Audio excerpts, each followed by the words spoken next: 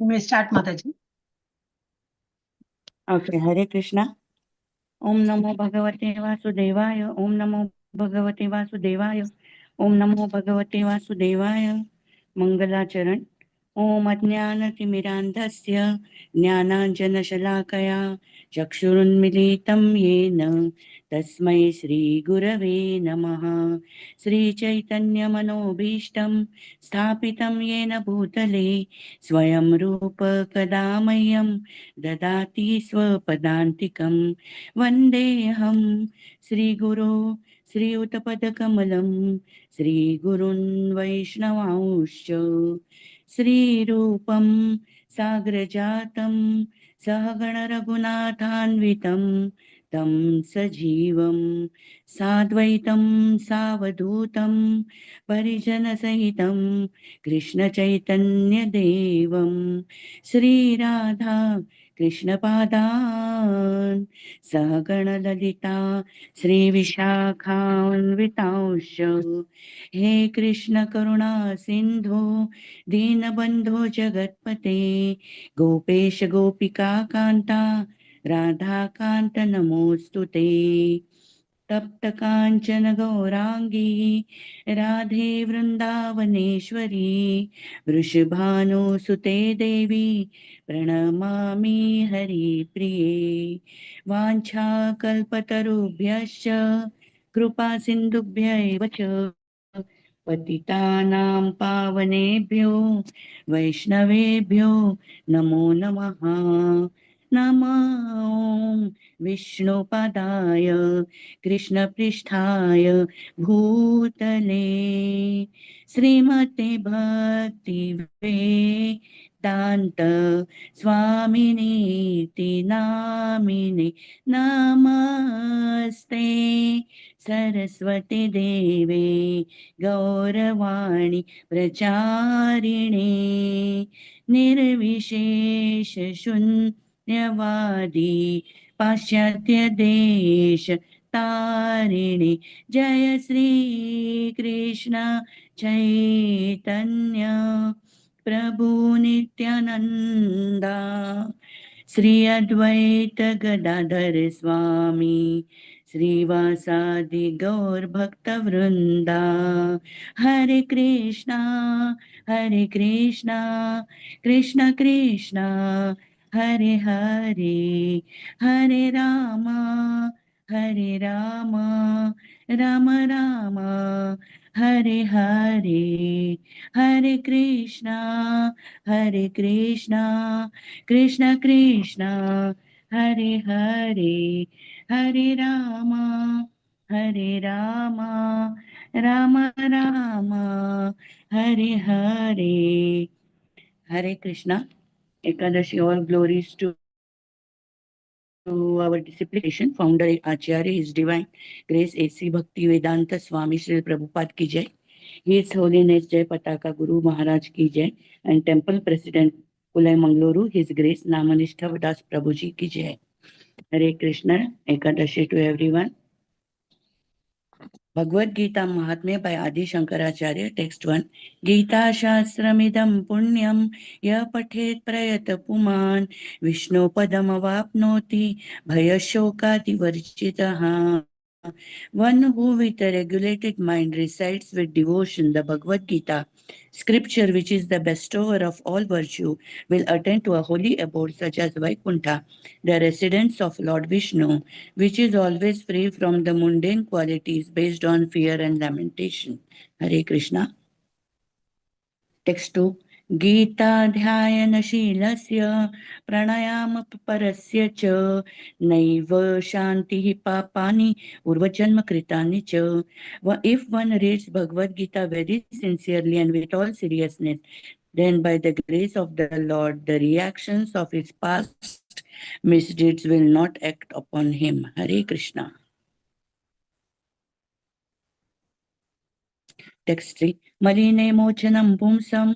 जलस्नानं दिने दिने सकृद्गीतामृतस्नानं संसारमालानाशनम्. One may cleanse himself daily by taking a bath in water, but if one takes a bath even once in the sacred Ganges water of Bhagavad Gita, for him the dirt of material life is altogether vanquished.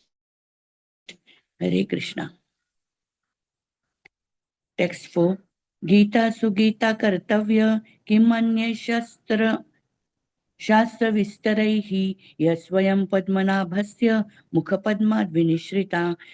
Because Bhagavad Gita is spoken by the Supreme Personality of Godhead, one need not read any other Vedic literature. One need only attentively and regularly hear and read Bhagavad Gita. In the present age, people are so absorbed in mundane activities that it is not possible for them to read all the Vedic literatures. But this is not necessary. This one book, Bhagavad Gita, will suffice because it is the essence of all Vedic literature and especially because it is spoken by the Supreme Personality of Godhead. Hare Krishna. Text 5. Bharatamrita sarvasvam Vishnuvaktra vinishritam Gita Gangodakam pitva Punarjanmana vidyate. By drinking the Ganges water of the Gita, the divine quintessence of the Mahabharata, emanating from the holy lotus mouth of Lord Vishnu, one will never take rebirth in the material world again. In other words, by devotionally reciting the Gita, the cycle of birth and death is terminated. Hare Krishna. Text 6. सर्वोपनिषदो गवो दुग्धगोपालनन्दनः पार्थो वत्सः सुधीर्भोक्ता दुग्धं गीतामृतं महत्. All the Upanishads are like a cow, and the milker of the cow is Lord Sri Krishna, the son of Nanda. Arjuna is the calf, the beautiful nectar of Gita is the milk, and the fortunate devotees of fine theistic intellect are the drinkers and enjoyers of that milk. Hare Krishna. Text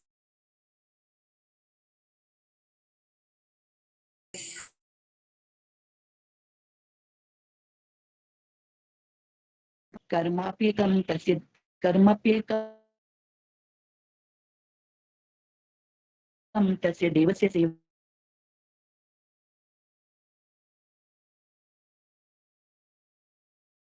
is holy. Hare Krishna, Krishna Krishna, Hare Hare, Hare Rama, Hare Rama, Rama Rama, Hare Hare.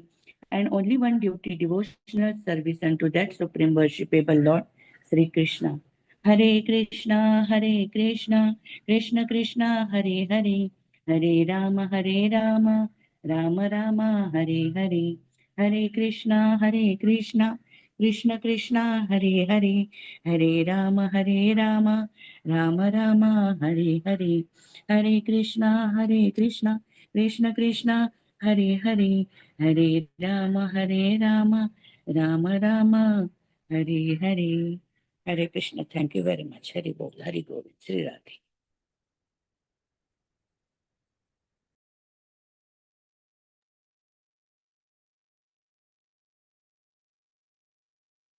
Chapter 1, Yashoda Mataji.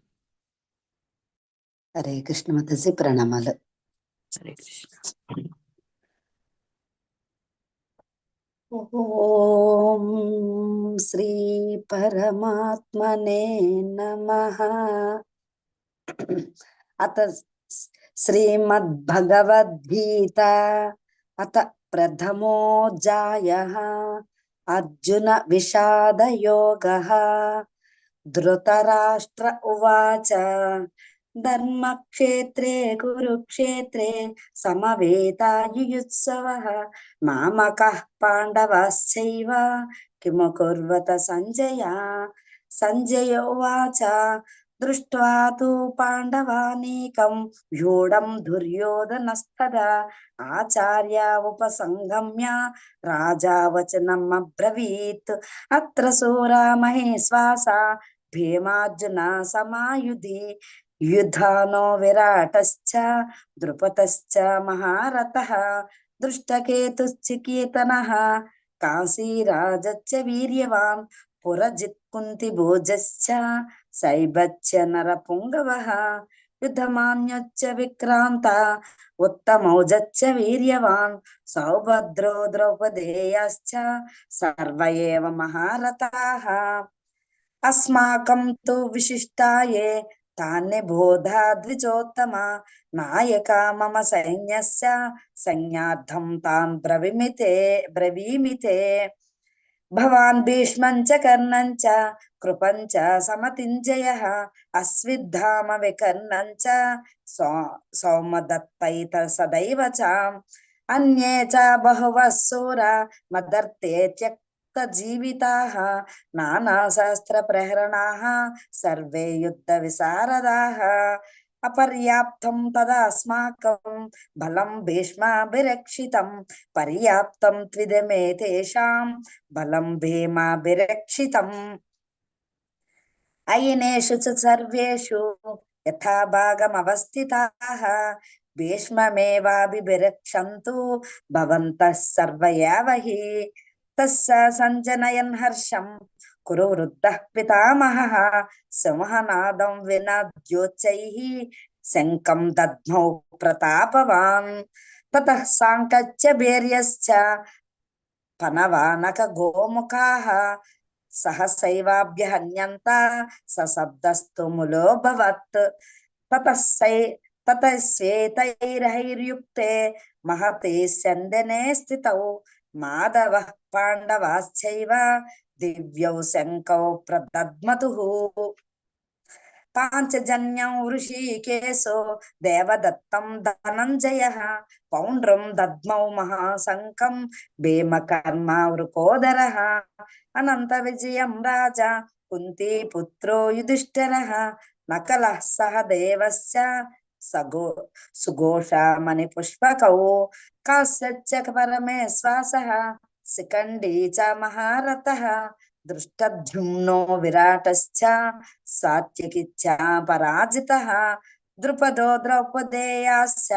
సర్వః పృథివీపతే సౌభద్రశ్చ మహాబాహుః శంఖాన్ దద్ముం పృథక్ పృథక్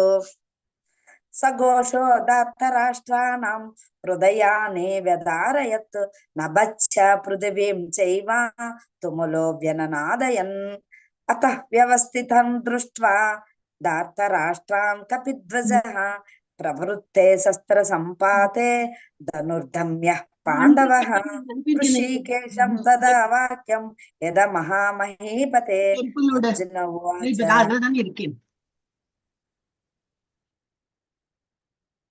Hare Krishna Mataji ఏమంటున్నారా? Continue కరు మాతాజీ. హరే కృష్ణ.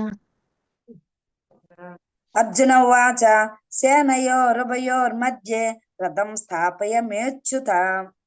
యావదాతన్నిరీక్షేహం యోద్ధుకామానవస్థితాన్ కైర్మయా సహ యోద్ధవ్యం అస్మిన్ రణసముద్యమే యోత్స్యామానవావేక్షేహం ఏతత్ర సమాగతాః ధార్తరాష్ట్రస్య దుర్బుద్ధేః యుద్ధే ప్రీచికీర్షవః. సంజయోవాచ ఏవముక్తో వృషీకేశో గుడకేశేన భారత సేనయోరుభయోర్मध्ये స్థాపయిత్వా రథోత్తమం భీష్మద్రోణా ప్రముఖతః సర్వేషాం చ మహిక్షితాం ఉవాచ పార్థ పశ్యైతాన్ సమవేతాన్ కురూనితి తత్రాపశ్య స్థితాన్ పార్థః పితృనథా పితామహాన్ ఆచార్యన్ మాతులన్ భ్రాతॄన్ పుత్రాన్ పౌత్రాన్ సుఖీంస్తథా స్వసురాన్ సుహృదచ్చైవ సేనయోరుభయోరపి తాన్ సమీక్షష కౌంతేయః సర్వాన్ బంధూనవస్థితాన్ కృపయా పరయా విష్టో విషీదన్నేదమబ్రవీత్. అర్జున ఉవాచ దృష్ట్వా మం స్వజనం కృష్ణ యయుత్సం సముపస్థితం సీదంతి మమ గాత్రాణి ముఖం చ పరిశుష్యతి వేపదుం చ శరీరం మే రోమహర్షచ్చ జాయతే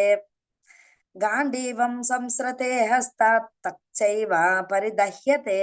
నచ శక్నోమ్యావస్తుతాం భ్రమతీవ చ మనః నిమిత్తాని చ పశ్యామి విపరీతాని కేశవ न चाश्रेयो नृपश्यामि हत्वा स्वजनमाहवे न काङ्क्षे विजयं कृष्ण न च राज्यं सुखानि च किं नो राज्येन गोविन्द किं भोगजीवितेन वा एष मध्ये काङ्क्षितं नो राज्यं भोगाः सुखानि च त इमेव स्थिता युद्धे प्रेणां स्थक्त्या धनानि च आचार्यः पितरः पुत्राः तथैव च पितामहः मातुलाः स्वसुराः पौत्राः स्यालाः सम्बन्धिनस्तथा एतन्नाहन्तुमिच्छामि नतोऽपि मधुसूदन अपि त्रैलोक्यराज्यस्य हेतुः किं नु मही कृते निहित्यादार्तराष्ट्रन्नः का प्रीतिः स्यात् जनार्दन पापमेवाश्रयेदस्मान् हत्वैतान तथायनः तस्मान्नारः वयं हन्तुं दार्तराष्ट्रान् स्वबन्धवान् स्वजनं हि कथं हत्वा सुखिनः स्याम माधव यद्येऽप्येते न पश्यन्ति लोभापाहत चेतसः कुलक्षया कृतं दोषं मित्रद्रोहे च पातकम् कदं न स्नेयमस्माभिः पापदस्मान् निवर्तितं कुलक्षया कृतं दोषं प्रपश्यद्भिजनार्दन धर्मे नष्टे कुलं कृत्स्नम् अधर्माभिर्भवत्युत अधर्माभिर्भवत् कृष्ण प्रदुष्यन्ति कुलस्त्रियः स्त्रीषु दुष्टासु अर्ष्णेय जायते वर्णसङ्करः सङ्करो नरकैव कुलघ्नानां कुलस्य च पतन्ति पितरो ह्येषां लुप्तपिण्डोदकक्रियाः दोषैरेतैः कुलघ्नानां वर्णसङ्करकारकैः उत्साद्यन्ते जातिधर्माः कुलधर्माश्च शाश्वताः उत्सन्ना कुलधर्माणां मनुष्याणां जनार्दन नरके नीतं वासो भवतीत्यानुशुश्रमः अहो बतो महत्तापं कर्तुं व्यवस्थिता वयं यद्राज्य सुखलोभेन हन्तो स्वजनमुज्यताः यदि माम प्रतीकारम् अशस्त्रं शस्त्रपाणयः धार्तराष्ट्रे रणे महन्युः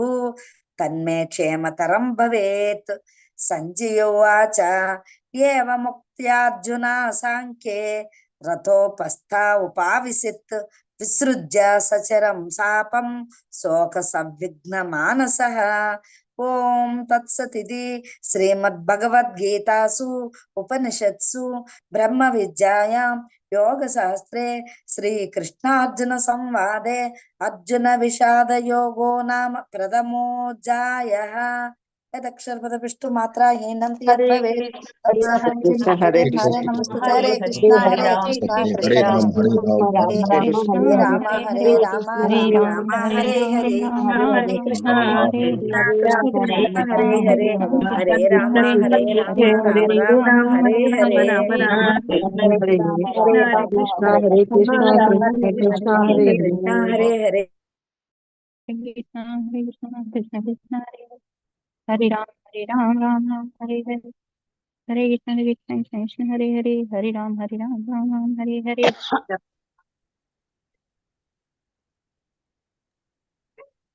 हरे यस माता जी श्रुति माता जी अनम्यूट योरसेल्फ हरे कृष्ण माता जी हरे कृष्ण ओम नमो भगवते वासुदेवाय अथ द्वितीयोऽध्यायः सांख्ययोगः संजय उवाच तं तथा कृपयाविष्टम् अश्रुपूर्णाकुलेक्षणं विषीदन्तम् इदं वाक्यम् उवाच मधुसूदनः श्रीभगवानुवाच कुतस्त्वाकश्मलमिदं विषमे समुपस्थितम् अनार्यजुष्टमस्वर्ग्यम् अकीर्तिकरमर्जुन क्लैब्यमास्मगमः पार्थ नैतद्वायुपपद्यते क्षुद्रं हृदय दौर्बल्यं त्यक्त्वोत्तिष्ठा परन्तप अर्जुन उवाच कथं भीष्ममहं सङ्ख्ये द्रोणं च मधुसूदन इषुभिः प्रतियोत्स्यामि पूजार्हा वरिसूदन गुरून् हत्वा हि महानुभावान् श्रेयो भोक्तुं भैक्ष्यमपीह लोके हत्वार्थकामांस्तु गुरूनिहैव भुञ्जीय भोगान् रुधिरप्रदिखादन् न चैतद्विद्मः कतरन्नो गरियो यद्वा जयेम यदि वा नो जयेयु यानेव हत्वा न जिजीविषामः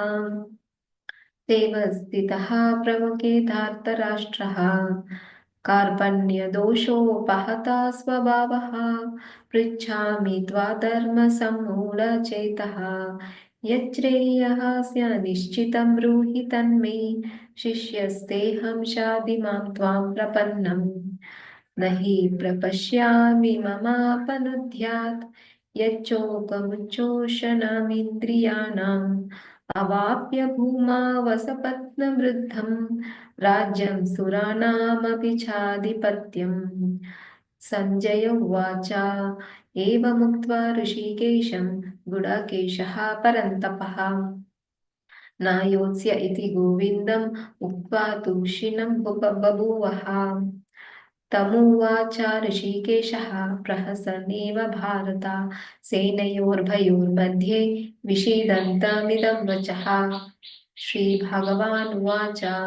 अशोच्यानन्वशोचस्त्वं प्रज्ञावादांश्च भाषसे गतासु न गतासूंश्च नानुशोचन्ति पण्डितः न त्वेवाहं जातुनासं न त्वं मे जनाधिपः न चैव न भविष्यामः सर्वे वयमतः परम् देहिनोऽस्मिन् यथा देहे कौमारं यौवनं जरा तथा देहान्तरप्राप्तिः धीरस्तत्र न मुह्यति मात्रा स्पर्शास्तु कौन्तेय शीतोष्ण सुखदुःखदः आगमापायिनो नित्यः तां स्थितिक्षस्व भारत यं हि न व्यथयन्त ते पुरुषं पुरुषर्षभा समदुःखसुखं धीरं सोऽमृतत्वाय कल्पते नासतो विद्यते भावो नाभावो विद्यते सतः उभयोरपि दृष्टोऽन्तः त्वनयोस्तत्त्वदर्शिभिः अविनाशी तु तद्विद्धि येन सर्वमिदं ततं विनाशमव्ययस्यस्य न कश्चित् कर्तुमर्हति अन्तवन्त इमे देहः नित्यसोक्तः शरीरिणः अनाशिनो प्रमेयस्य तस्माद्युध्यस्व भारत यायेनं वेति हन्तारं यश्चैनं मन्यते हतम् उभौ तौ न विजानीतो नायं हन्ति न हन्यते न जायते म्रियते वा कदाचित् नायं भूत्वा भविता वा न भूयः अजो नित्यः शाश्वतोऽयं पुराणो न हन्यते हन्यमाने शरीरे वेदाविनाशिनं नित्यं यायेनमजमव्ययं कथं सा पुरुषः पार्थ कं घातयति हन्तिकम् वासांसि जीर्णानि यथा विहाय नवानि गृहाणति नरोपराणि तथा शरीराणि विहाय जीर्णान् अन्यानि संयाति नवानि देहि नैनं चन्दन्ति शस्त्राणि नैनं दहति पावकः न चैनं क्लेदयन्त्यापो न शोषयति मारुतः अच्छेद्योऽयमदाह्योऽयम् अक्लेद्यो शोष्य एव च नित्यः सर्वगतः स्थाणुः अचलोऽयं सनातनः अव्यक्तोऽयमचिन्त्योऽयम् अविकार्योऽयमुच्यते तस्मादेवं विदित्वैनं नानुशोचितुमर्हसि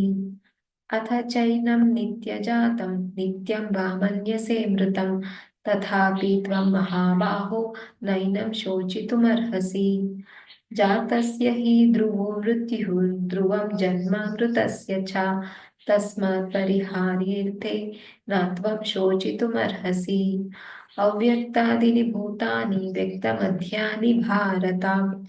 अव्यक्तानि धनान्येव तत्र का परिदेवना आश्चर्यवत् पश्यति कश्चिदेनम् आश्चर्यवद् वदति तथैव चान्यः आश्चर्यवच्चैनमन्यः शृणोति श्रुत्वाप्येनं वेद न चैव कश्चित् देहि नित्यमवध्योऽयं देहे सर्वस्य भारत तस्मात् सर्वाणि भूतानि न त्वं शोचितुमर्हसि स्वधर्ममपि चावेक्ष्य नाविकम्पितुमर्हसि युधाश्रेयोऽन्यत् क्षत्रियस्य न विद्यते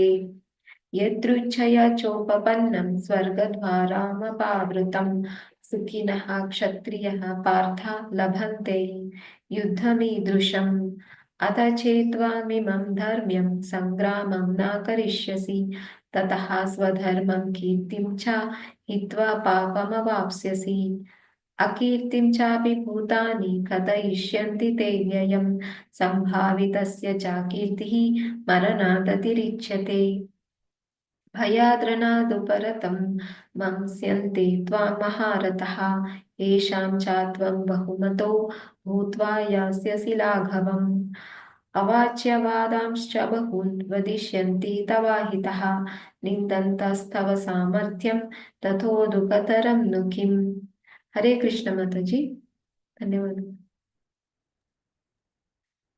Ram ji you're taking Kumar Vyas Chitra Mataji are there?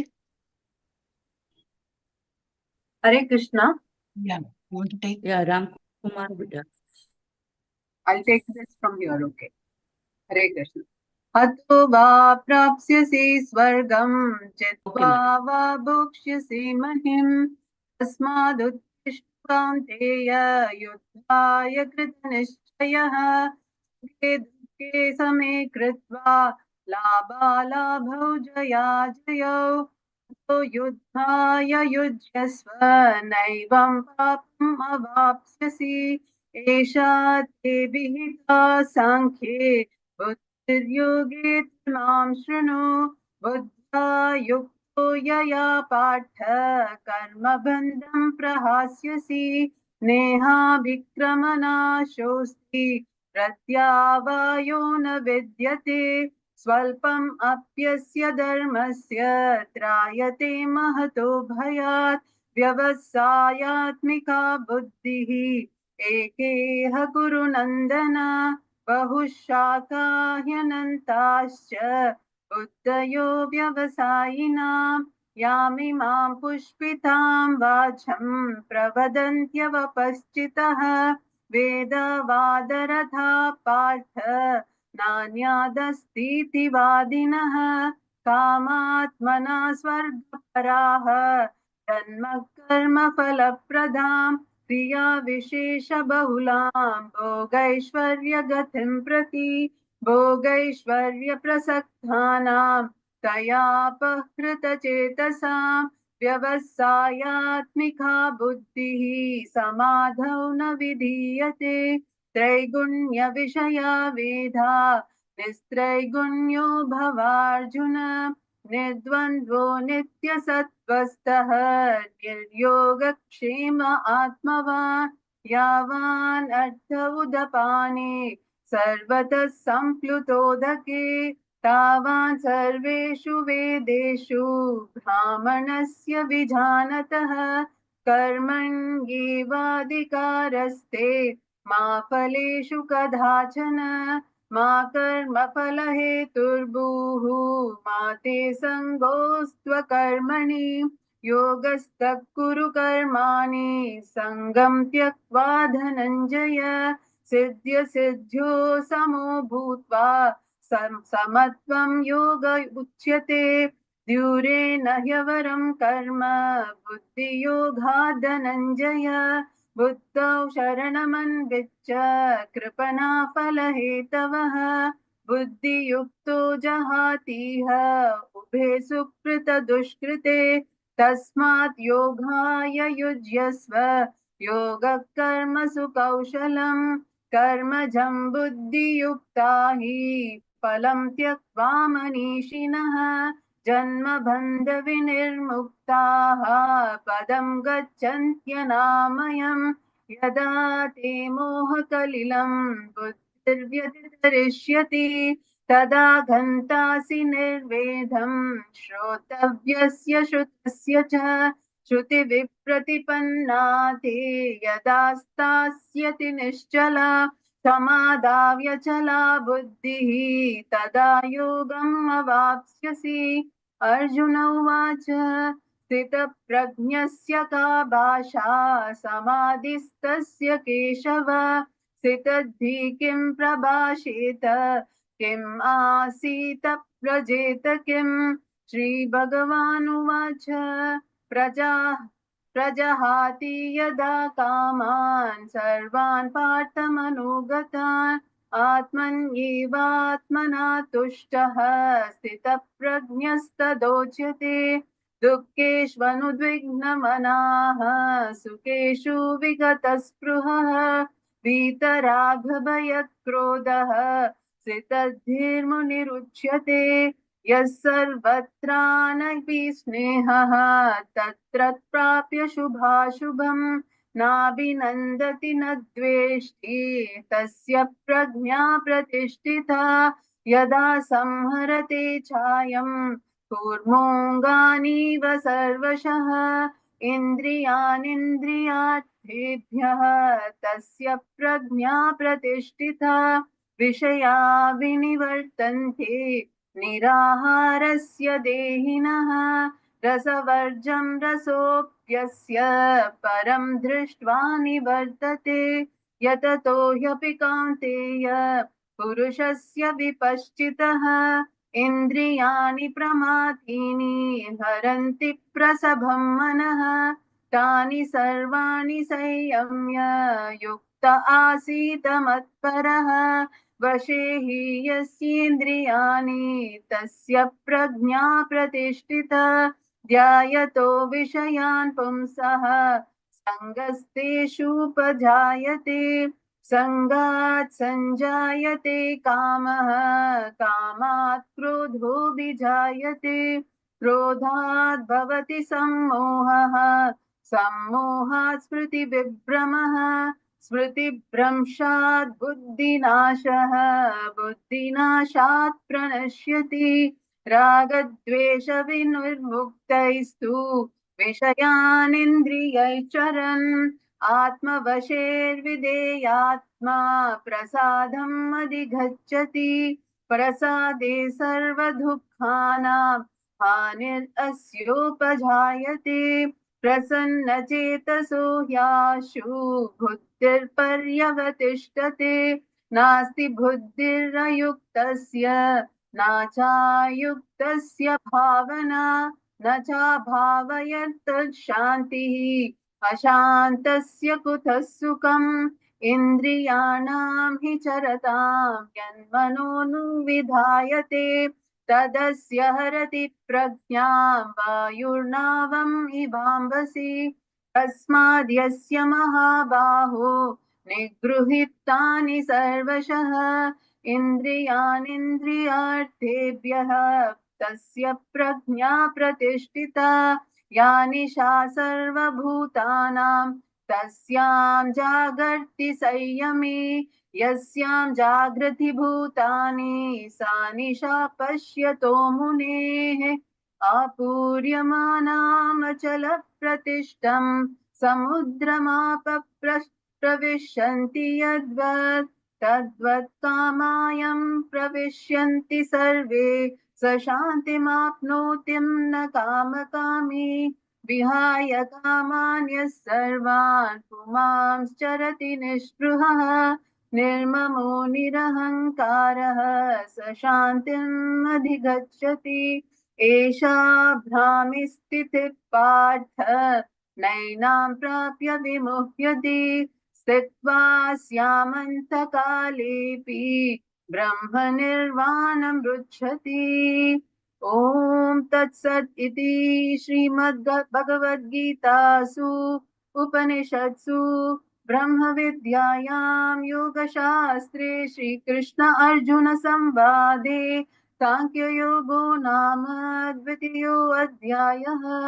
हरे कृष्णा हरे Krishna Krishna Hare Krishna, Krishna Krishna Krishna Krishna, हरे Hare हरे Rama, राम Hare हरे Rama, कृष्ण राम हरे राम कृष्ण राम कृष्ण राम कृष्ण हरे हरे हरे हरे Hare हरे राम हरे हरे राम राम कृष्ण राम कृष्ण हरे कृष्ण हरे हरे हरे हरे राम हरे राम हरे हरे कृष्ण राम कृष्ण राम कृष्ण हरे हरे हरे Rama, हरे Rama, हरे Hare Hare. राम हरे Ram Krishna Ram Hare Hare Krishna Hare Hare Hare Hare Hare Hare Hare Krishna, Rama Krishna Hare Krishna, Hare Hare Rama Hare. Hare Rama, Hare Hare Rama. Swati माता जी। येस माता. हरे ओम नमो कृष्ण। भगवते वासुदेवाय. हरे कृष्ण. ओम नमो भगवते वासुदेवाय. ओम नमो भगवते वासुदेवाय. ओम नमो भगवते वासुदेवाय. ओम श्री परमात्मने नमः. तृतीयोऽध्यायः. अर्जुन उवाच ज्यायसि चेत कर्मणस्ते मता बुद्धिर्जनार्दन तत्किं कर्मणि घोरे मां नियोजयसि केशव. व्यामिश्रेणेव वाक्येन बुद्धिं मोहयसीव मे तदेकं वद निश्चित्य येन श्रेयोऽहम् आप्नुयाम्. श्रीभगवानुवाच लोकेऽस्मिन् द्विविधा निष्ठा पुरा प्रोक्ता मया नघ ज्ञानयोगेन साङ्ख्यानां कर्मयोगेन योगिनाम्. न कर्मणां मनारम्भान् नैष्कर्म्यं पुरुषोऽश्नुते न च सन्न्यासनादेव सिद्धिं समाधिगच्छति. न हि कश्चित् क्षणमपि जातु तिष्ठत्य कर्म कार्यते यवस कर्म सर्वप्रकृतिर्जैर्गुणैः. कर्मेन्द्रियाणि संयम्य य आस्ते मनसा स्मरन् इन्द्रियार्थान् मूढात्मा मिथ्याचार स उच्यते. यस्त्वेन्द्रियाणि मनसा नियम्यारभते अर्जुन कर्मेन्द्रियैः कर्मयोगम् असक्त स विशिष्यते. नियतं कुरु कर्म त्वं कर्मज्ञायो ह्य कर्मणः शरीरयात्रापि च तेन प्रसिद्ध्येत कर्मणः. यज्ञार्थात् कर्मणोऽन्यत्र लोकोऽयं कर्मबन्धनः तदर्थं कर्म कौन्तेय मुक्तसङ्गः समाचर. सह यज्ञा प्रजा सृष्ट्वा पुरोवाच प्रजापतिः अनेन प्रसविष्यध्वम् एषवोत्विष्ट कामधू. देवान् भावयतानेन ते देवा भावयन्तु वः परस्परं भावयन्तः श्रेयःपरम् अवाप्स्यथ. इष्टान् भोगान् हि वो देवा दास्यन्ते यज्ञभाविताः तैर्दत्तान् अप्रदायैभ्यो यो भुङ्क्तेस्तेन एव सः. यज्ञशिष्टाशिनः सन्तो मुच्यन्ते सर्वकिल्बिषैः भुञ्जते ते त्वकं पापा ये पच्यन्त्यात्म कारणात्. अन्नात् भवन्ति भूतानि पर्जन्यादन्न सम्भवः यज्ञात् भवति पर्जन्यो यज्ञः कर्म समुद्भवः. कर्म ब्रह्मोद्भवं विद्धि ब्रह्माक्षरसमुद्भवं तस्मात् सर्वगतं ब्रह्म नित्यं यज्ञे प्रतिष्ठितम्. एवं प्रवर्तितं चक्रं नानुवर्तयतीह यः अघायुरिन्द्रिया रामो मोघं पार्थ स जीवति. यस्त्वात्मरतिरेव स्यात् आत्मतृप्तश्च मानवः आत्मन्येव च सन्तुष्टस्तस्य कार्यं न विद्यते. नैव तस्य कृतेनार्थो नाकृतेनेह कश्चन न चास्य सर्वभूतेषु कश्चिदर्थव्यपाश्रयः. तस्मादसक्त सततं कार्यं कर्म समाचर असक्तो ह्याचरन् कर्म परमाप्नोति पुरुषः. कर्मणैव हि संसिद्धिम् आस्थिता जनकादयः लोकसङ्ग्रहमेवापि सम्पश्यन् कर्तुमर्हसि. यद्यदाचरति श्रेष्ठस्तत्तदेवेतरो जनः स यत्प्रमाणं कुरुते लोकस्तदनुवर्तते. न मे पार्थास्ति कर्तव्यं त्रिषु लोकेषु किंचन नानवाप्तम् अवाप्तव्यं वर्त एव च कर्मणि यदीयहं न वर्तेयं जातु कर्मण्यतन्द्रितः मम वर्त्मानुवर्तन्ते मनुष्याः पार्थ सर्वशः उत्सिदेयुरिमे लोका न कुर्यां कर्म चेदहं शङ्करस्य च कर्तास्याम् उपहन्याम् इमाः प्रजाः सक्ताः कर्मण्य विद्वांसो यथा कुर्वन्ति भारत कुर्याद् विद्वांस्तथा सक्तश्चिकीर्षुर्लोकसङ्ग्रहम् न बुद्धिभेदं जनयेत् अज्ञानं कर्मसङ्गिनां जोषयेत् सर्वकर्माणि विद्वान् युक्तः समाचरन् प्रकृते क्रियमाणानि गुणैकर्माणि सर्वशः अहंकार विमूढात्मा कर्ताहम् इति मन्यते तत्त्ववित्तु महाबाहो गुणकर्म विभागयोः गुणागुणेषु वर्तन्त इति मत्वा न सज्जते प्रकृतेर्गुणसम्मूढः सजन्ते गुणकर्मसु तान् कृत्स्नविदो मन्दान् कृत्स्नविन्न विचालयेत् मयि सर्वाणि कर्माणि सन्न्यस्याध्यात्मचेतसा निराशिर्निर्ममो भूत्वा युध्यस्व विगतज्वरः ये मे मतमिदं नित्यम् अनुतिष्ठन्ति मानवाः श्रद्धान्वतो न सूयन्तो मुच्यन्ते तेऽपि कर्मभिः ये त्वे तदभ्यसूयन्तो नानुतिष्ठन्ति मे मतं सर्वज्ञानविमूढांस्तान् विद्धि नष्टान् अचेतसः सदृशं चेष्टते स्वस्याः प्रकृतेर्ज्ञानवानपि प्रकृतिं यान्ति भूतानि निग्रहः किं करिष्यति इन्द्रियस्येन्द्रियस्यार्थे रागद्वेषौ व्यवस्थितौ तयोर्न वशमागच्छेत् तौ यस्य परिपन्थिनौ श्रेयान् स्वधर्मो विगुणः परधर्मात् स्वनुष्ठितात् स्वधर्मे निधनं श्रेयः परधर्मो भयावहः अर्जुन उवाच अथ केन प्रयुक्तो यं पापं चरति पुरुषः अनिच्छन्नपि वार्ष्णेय बलादिव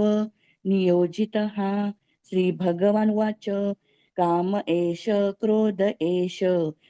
रजोगुणसमुद्भवः महाशनो महापाप्मा विद्येनमिह वैरिणम् धूमेनाव्रियते वह्निर् यथादर्शो मलेन च यथोल्बेनावृतो गर्भस्तथा तेनेदम् आवृतं ज्ञानमेतेन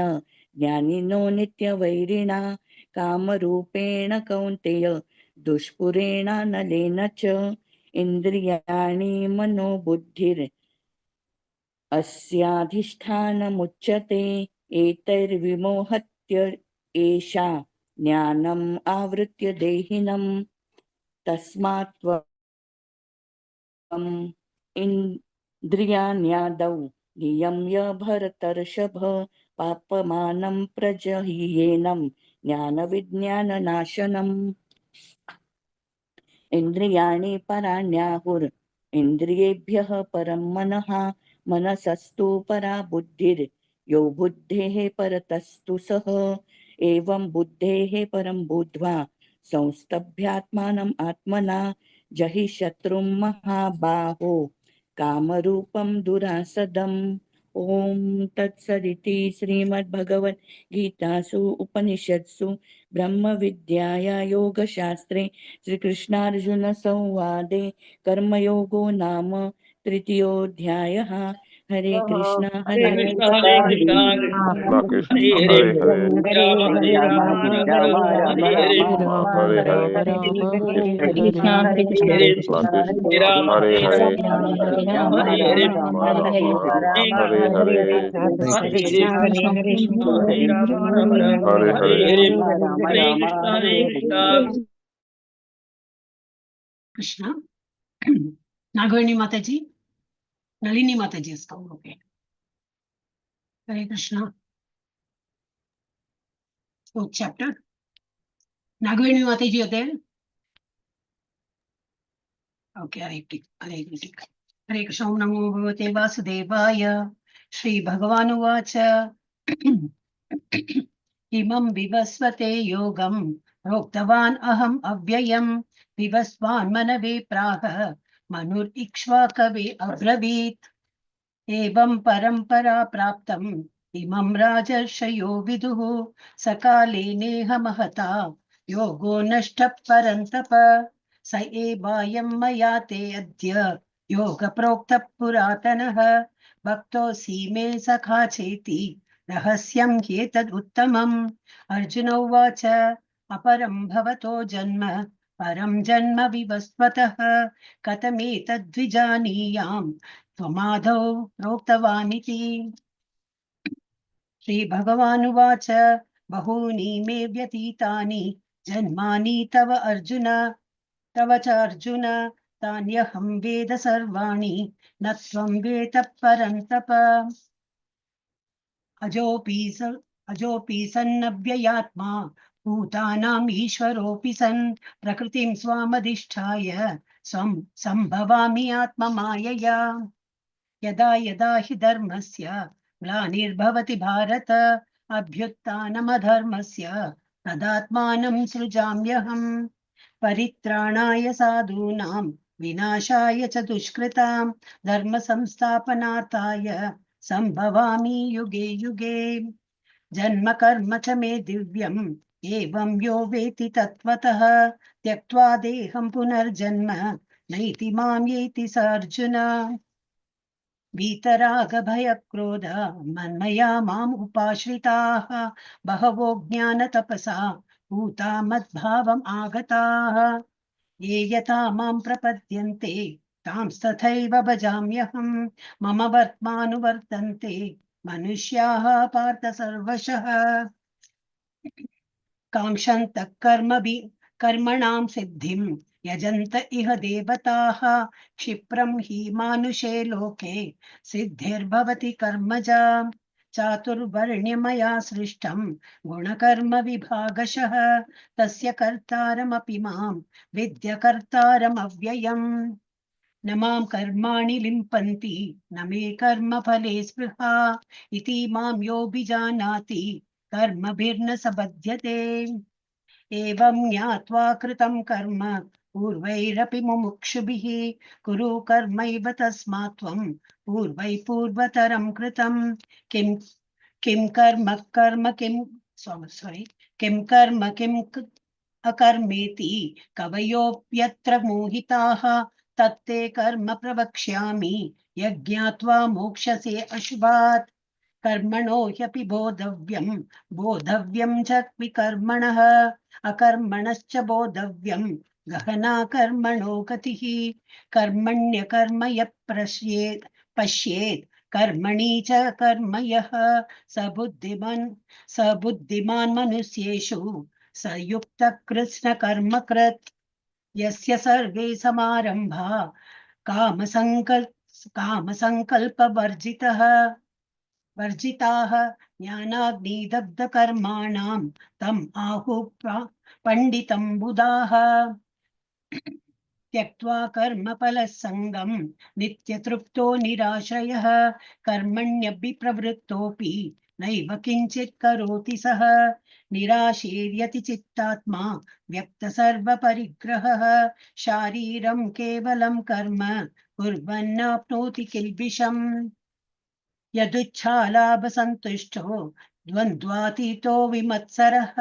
समसिद्धावसिद्धौ च कृत्वापि न निबध्यते गतसङ्गस्य मुक्तस्य ज्ञानावस्थितचेतसः यज्ञायाचरतः कर्म समग्रं प्रविलीयते ब्रह्मार्पणं ब्रह्महविर् ब्रह्माग्नौ ब्रह्मणाहुतं ब्रह्मैव तेन गन्तव्यं ब्रह्मकर्म समाधिना दैवामेवापरे यज्ञं योगिन पर्युपासते ब्रह्माज्ञावपरे यज्ञं यज्ञेनैवोपजुह्वति श्रोत्रादीनीन्द्रियाण्यन्ये संयमाग्निषु जुह्वति शब्दादीन् विषयान्नन्य इन्द्रियाग्निषु जुह्वति सर्वाणीन्द्रियकर्माणि प्राणकर्माणि चापरे आत्मसंयमयोगाग्नौ जुह्वति ज्ञानदीपिते द्रव्ययज्ञस्तपो यज्ञा योगयज्ञास्तथा परे स्वाध्याययज्ञयज्ञाश्च यतयः संशितव्रताः अपाने जुह्वति प्राणं प्राणे अपानं तथा परे प्राणापानगतिर्रुद्ध्वा प्राणायामपरायणाः अपरे नियताहाराः प्राणान् प्राणेषु जुह्वति सर्वेऽप्येते यज्ञविदो यज्ञजपितकल्मषाः कल्मषाः यज्ञशिष्टान् मृतभृजो यान्ति ब्रह्म सनातनम् नायं लोकोऽस्य यज्ञस्य कृतोऽन्यः कुरु सत्तमा एवं बहुविधा यज्ञा वितता ब्रह्मणो मुखे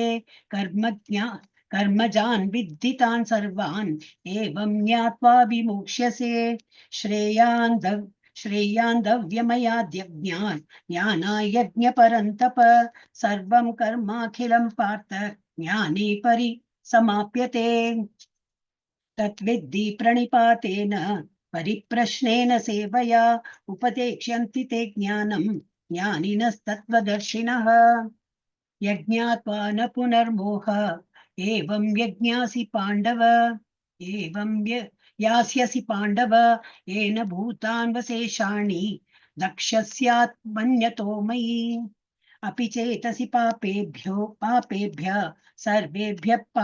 पापकृत्तमः सर्वं ज्ञानप्लवेनैव व्रजिनं सन्तरिष्यसि यथैधांसि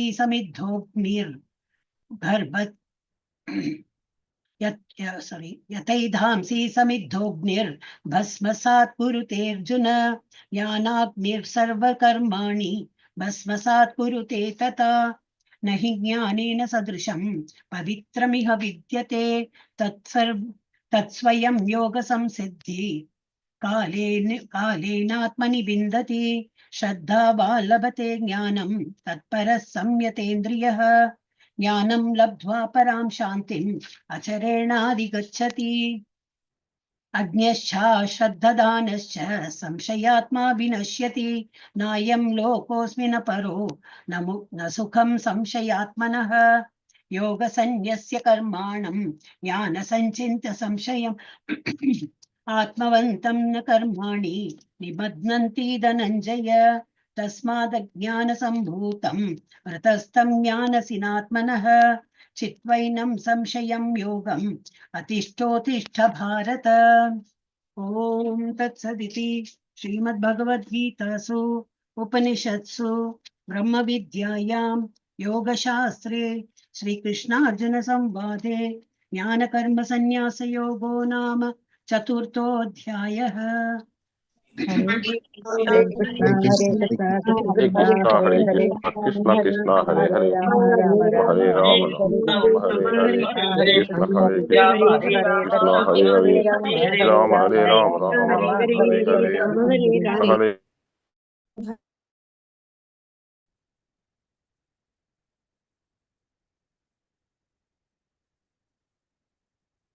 हरे कृष्ण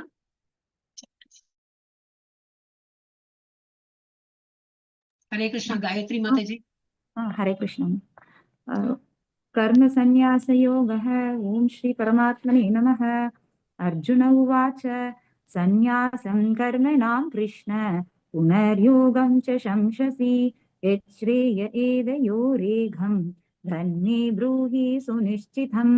श्रीभगवानुवाच सन्न्यासकर्मयोगश्च निःश्रेयसकरावुभौ दयोस्तु कर्मसन्न्यासात् कर्मयोगो विशिष्यते ज्ञेय स नित्यसन्न्यासी यो न द्वेष्टि न काङ्क्षति निर्द्वन्द्वो हि महाबाहो सुगं बन्धा प्रमुच्यते साङ्ख्ययोगौ पृथक् बालाः प्रवर्तन्ति न पण्डिताः एकमप्यास्थितः सम्यक् उपयोर्विन्दते फलम् यत् साङ्ख्यै प्राप्यते स्थानं तद्योगैरधिगम्यते एकं साङ्ख्यं च योगं च यः पश्यति स पश्यति सन्न्यासस्तु महाबाहो दुःखमाप्तुमयोगदः योगयुक्तो मुनिर्ब्रह्म न चिरेणाधिगच्छति योगयुक्तो विशुद्धात्मा विजितात्मा जितेन्द्रियः सर्वभूतात्मभूतात्मा कुर्वन्नपि न लिभ्यते नैव किञ्चित् करोमीति युक्तो मन्येत तद्भवेत् पश्यन् शृण्वन् स्पृशन् जिघ्रन् नश्नन् कश्चन स्वपन् वशन् प्रलपन् विसृजन् गृह्णन् नुन्मिषन् निमिषन्नपि इन्द्रियाणीन्द्रियार्थेषु वर्धन्त इति धारयन् ब्रह्मण्याधाय कर्माणि सङ्गं त्यक्त्वा करोति यः लिप्यते न स पापेन भद्रमिवाम्पसा कायेन मनसा बुद्ध्या केवलैरिन्द्रियैरपि योगिनः कर्म कुर्वन्ति सङ्गं त्यक्त्वामशुद्धये युक्तः कर्मफलं त्यक्त्वा शान्तिमाप्नोति नैष्टिकीम् अयुक्तकामकारेण दले सक्तो निबध्यते सर्वकर्माणि मनसा सन्न्यस्यास्ते सुखं वशी नवद्वारे पुरे देहि नैव कुर्वन्न कारयन् न कर्तृत्वं न कर्माणि लोकस्य सृजति प्रभुः न कर्मफलसंयोगं स्वभावस्तु प्रवर्तते नादते कस्य यच्छापाभं न चैव सुकृतं विपुः अज्ञानेनावृतं ज्ञानं देन मुह्यन्ति जन्तवः ज्ञानेन तु तदज्ञानं येषां नासितमात्मनः तेषामादित्यवन् ज्ञानं प्रकाशयति तत्परं तद्बुद्ध यस्तदात्मानस्तन्निष्ठास्तत्परायणाः गच्छन्य पुनरावृत्तिं ज्ञाननिर्धूतकल्मषाः विद्या विनयसम्बन्धे ब्राह्मणे कविहस्तिनि सुनि चैव स्वभागे च पण्डिता समदर्शिनः इहैव धैर्जितः सर्गो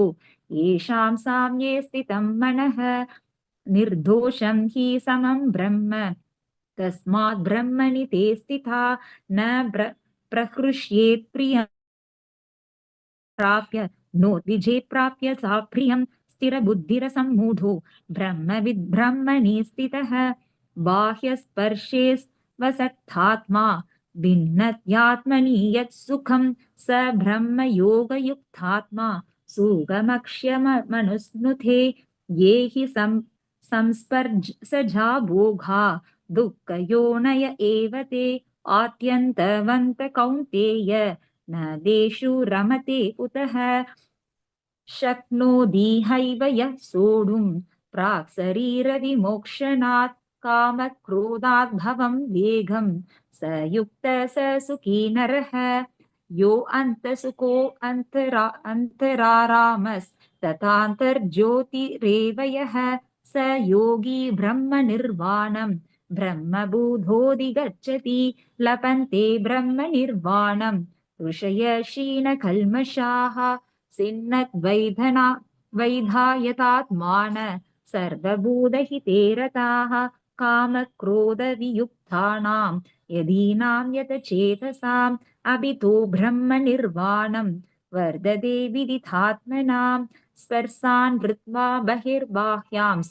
सक्षसैवान्तरे भ्रुवोः प्राणापानो शमा कृत्वा नाशाभ्यन्तरचारिणौ यदेन्द्रियमनो बुद्धिर्मुनिर्मोक्षपरायणः विकते क्षाभयक्रोधा क्रोधो यः सता मुक्त एव सः भोक्तारां यज्ञतपसां सर्वलोकमहेश्वरं सुहृदं सर्वभूतानां ज्ञात्वा मां शान्तिमृच्छति इति श्रीमद्भगवद्गीतास्तु उपनिषत्सु ब्रह्मविद्यायां योगशास्त्रे श्रीकृष्णार्जुनसंवादे संन्यासयोगो नाम पंचमोऽध्यायः। हरे कृष्ण। कृष्ण कृष्ण हरे हरे राम राम राम कृष्ण हरे हरे कृष्ण कृष्ण हरे हरे हरे हरे राम कृष्ण हरे राम राम राम हरे हरे हरे हरे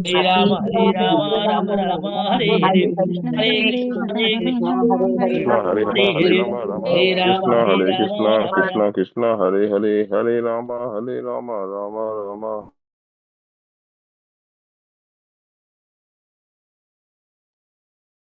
रत्ना माता जी। ॐ श्री परमात्मने नमः। अथ षष्ठोऽध्यायः। श्रीभगवानुवाच अनाश्रितकर्मफलं कार्यं कर्म करोति यः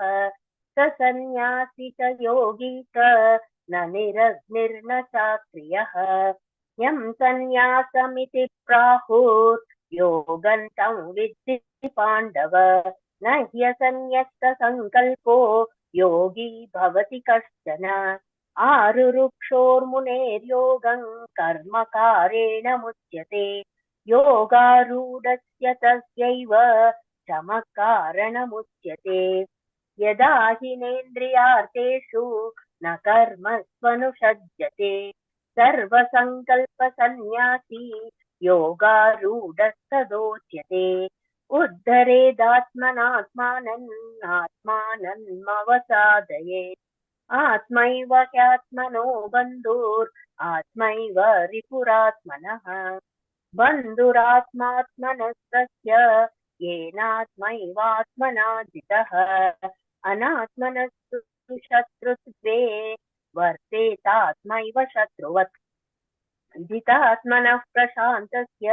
परमात्मा समाहितः शीतोष्णसुखदुःखेषु तथा मानापमानयोः ज्ञानविज्ञानतृप्तात्मा कूटस्थो विजितेन्द्रियः युक्त इत्युच्यते योगी समलोष्टाश्मकाञ्चनः सुहृन्मित्रार्यद्युदासीन मध्यस्थद्वेष्य बन्धुषु साधुष्वपि च पापेषु समबुद्धिर्विशिष्यते योगी युञ्जीत सततम् आत्मानं रहसि स्थितः एकाकीयत चित्तात्मा निराशीरपरिग्रहः शुचौ देशे प्रतिष्ठाप्य स्थिरमासनमात्मनः नात्युच्छ्रितन्नातिनीचैश्चैलाजिनकुशोत्तरम् तत्रैकाग्रं मनः कृत्वा यतचित्तेन्द्रियक्रियः उपविश्यासने युञ्ज्याद् योगमात्मा विशुद्धये समङ्काय शिरो ग्रीवन् धारयन्नचलं स्थिरः सम्प्रेक्ष्य नासिकाग्रं स्वन् दिशश्चानवलोकयन् प्रशान्तात्मा विगतभिर्ब्रह्मचारिव्रते स्थितः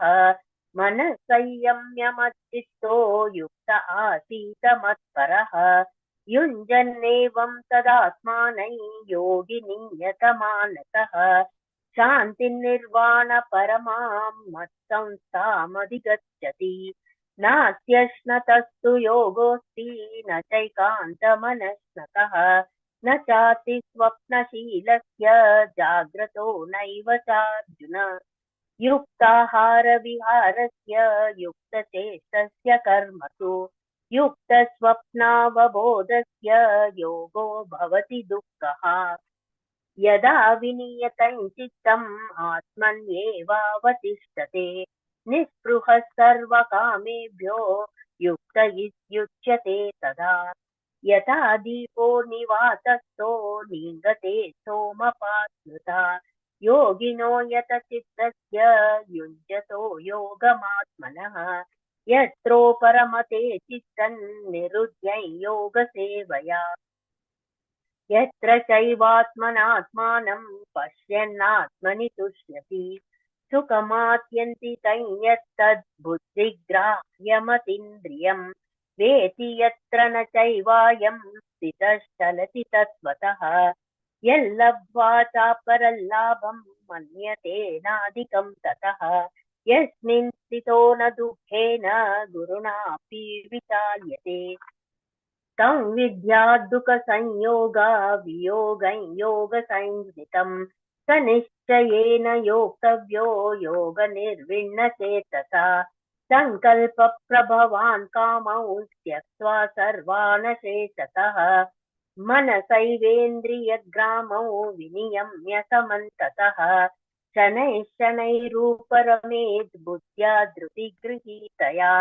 आत्मसंस्थं मनः कृत्वा न किञ्चित् अपि चिन्तयेत् यतो यतो निश्चलति मनश्चञ्चलमस्थिरं ततस्ततो नियम्यैतद् आत्मन्येव वशं नयेत् प्रशान्तमनसं येनै योगिनं सुखमुत्तमम् उपैति शान्तरजसं ब्रह्मभूतमकल्मषम् युञ्जन्येवं सदात्मानै योगी विगतकल्मषः सुखेन ब्रह्म संस्पर्शम् अत्यन्तं सुखमश्नुते सर्वभूतस्थमात्मानं सर्वभूतानि चात्मनि ईक्षते योगयुक्तात्मा सर्वत्र समदर्शनः यो मां पश्यति सर्वत्र सर्वं च मयि पश्यति तस्याहन्न प्रणश्यामि स च मे न प्रणश्यति सर्वभूतस्थितं यो मां भजत्येकत्वमास्थितः सर्वथा वर्तमानोऽपि स योगी मयि वर्तते आत्मौपम्येन सर्वत्र समं पश्यति योऽर्जुन सुखं वा यदि वा दुःखं स योगी परमो मतः अर्जुन उवाच योऽयं योगस्त्वया प्रोक्तः साम्येन मधुसूदन एतस्याहन्न पश्यामि चञ्चलत्वात् चञ्चलं हि मनः कृष्ण प्रमाति बलवदृढम् तस्याहन्निग्रहं मन्ये वायोरिव सुदुष्करम् श्रीभगवानुवाच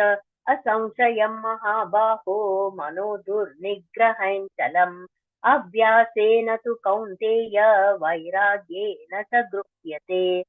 असह्यतात्मना योगो दुष्प्राप इति मे मतिः वश्यात्मना तु यतथा शक्यो वाप्तुमुपायतः अर्जुन उवाच अयति श्रद्धयोपेतो योगात् चलितमानसः अप्राप्य योग संसिद्धिं कां गतिं कृष्ण गच्छति कच्चिनो भयविभ्रष्टश्चिन्नाभ्रमिव नश्यति अप्रतिष्ठो महाबाहो विमूढो ब्रह्मणः पति एतान् मे संशयं कृष्ण चेतुमर्हस्य शेषतः त्वदन्य संशयस्यास्य चेता न ह्युपपद्यते श्रीभगवानुवाच पार्थ नैवेह नामुत्र विनाशस्तस्य विद्यते न हि कल्याणकृत् कश्चित् दुर्गतिं तात गच्छति प्राप्य पुण्यकृतान् लोकान् उत्थित्वा शाश्वती समाः शुचीनां श्रीमत्साङ्गेः योगभ्रष्टो विजायते अथवा योगिनामेव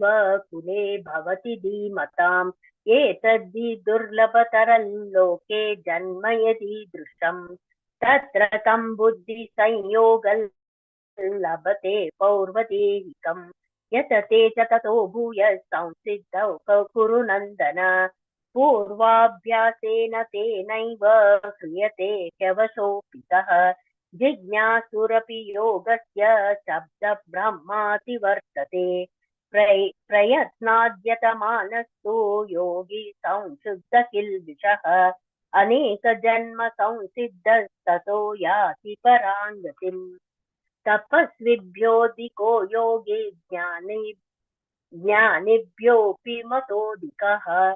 कर्मिभ्यश्चाधिको योगी तस्माद् योगी भवार्जुन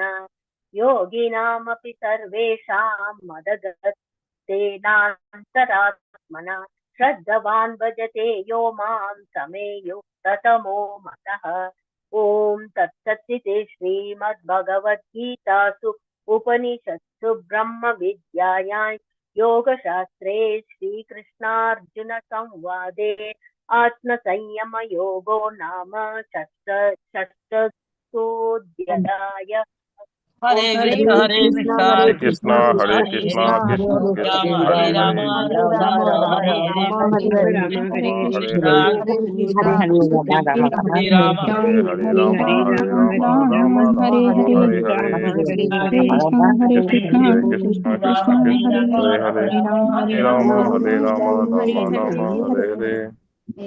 कृष्ण हरे कृष्ण हरे कृष्णा हरे कृष्ण हरे कृष्ण हरे हरे हरे राम राम राम हरे हरे ఏమైంది ఏం కావాలా ఆపరేషన్ ఉందా నిద్ర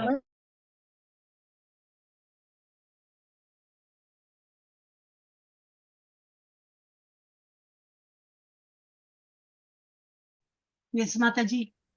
हरे कृष्णा। ओम श्री कृष्ण परमात्मने नमः। ओम नमो भगवते वासुदेवाय। अथ सप्तमोऽध्यायः ज्ञान विज्ञान योगः। श्री भगवानुवाच मय्यासक्तमना पार्थ योगं युञ्जन्मदाश्रयः असंशयं समग्रं मां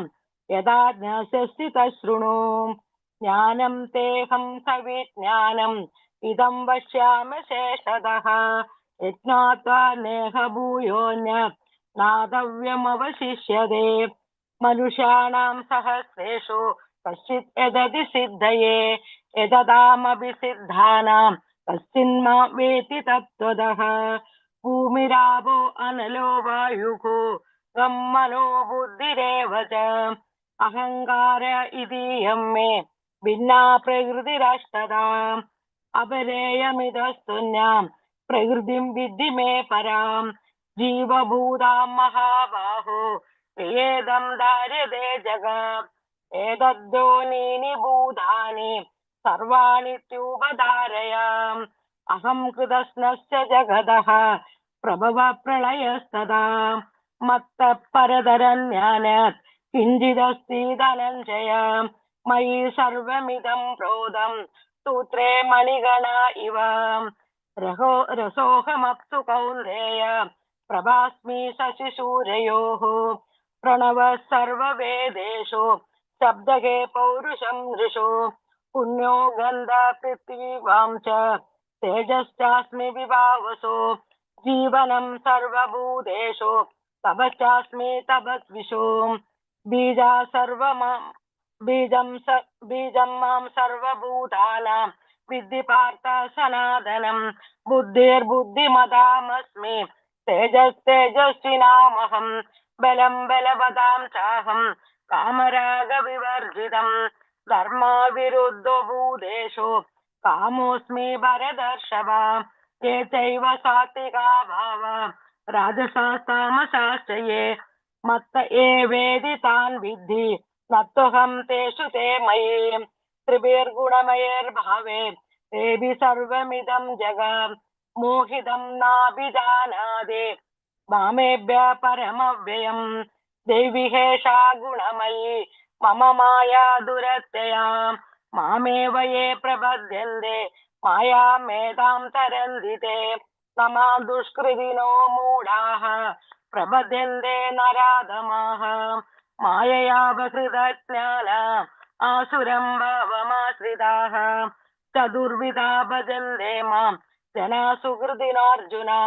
आर्तो जिज्ञासुरार्थार्थी ज्ञानी च भरतर्षभ तेषां ज्ञानी नित्ययुक्ता एकभक्तिर्विशिष्यते प्रियो हि नानित्यर्थम् अहं स मम प्रिया उदारा सर्व एवेदे ज्ञानी त्वात्मैव मे मतम् आस्थिता सखि युक्तात्मा मामेवानुत्तमां गतिम्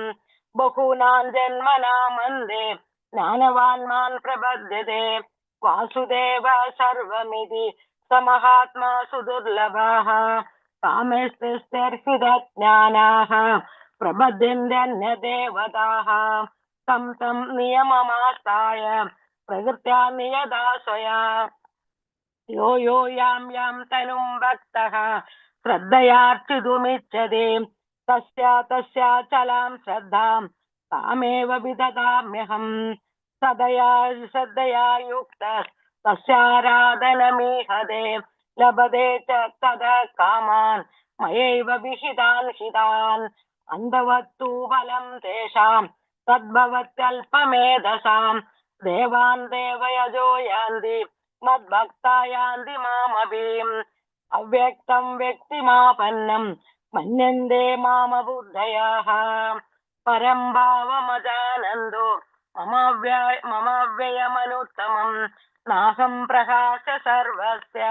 योगमाया समावृतः मूढोऽयं नाभिजानाति लोको मामजमव्ययम् वेदाहं समतीतानि वर्तमानानि चार्जुन भविष्याणि च भूतानि मां तु वेद न कश्चन इच्छादेशसमुत्थेन द्वन्द्वमोहेन भारत सर्वभूतानि सम्मोहं सर्गे यान्ति परं तपाम् येषां त्वन्दगतं पापं जनानां पुण्यकर्मणां ते द्वन्द्वमोहनिर्मुक्ता भजन्ते मां दृढव्रताः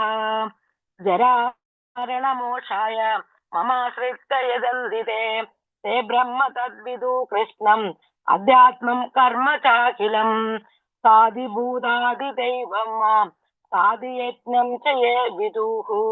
प्रयाणकालेऽपि च मां ते विदुर्युक्तचेतसाम् ॐ तत्सत् इति श्रीमद्भगवद्गीतासु उपनिषत्सु ब्रह्मविद्यायां योगशास्त्रे श्रीकृष्णार्जुन संवादे ज्ञानविज्ञानयोगो नाम अथ सप्तमोऽध्यायः। हरे कृष्णा कृष्ण कृष्ण कृष्ण हरे हरे हरे राम राम राम हरे हरे हरे कृष्णा कृष्ण कृष्ण हरे हरे हरे राम राम राम हरे हरे हरे कृष्णा कृष्ण कृष्ण हरे हरे हरे राम राम राम हरे हरे हरे कृष्णा।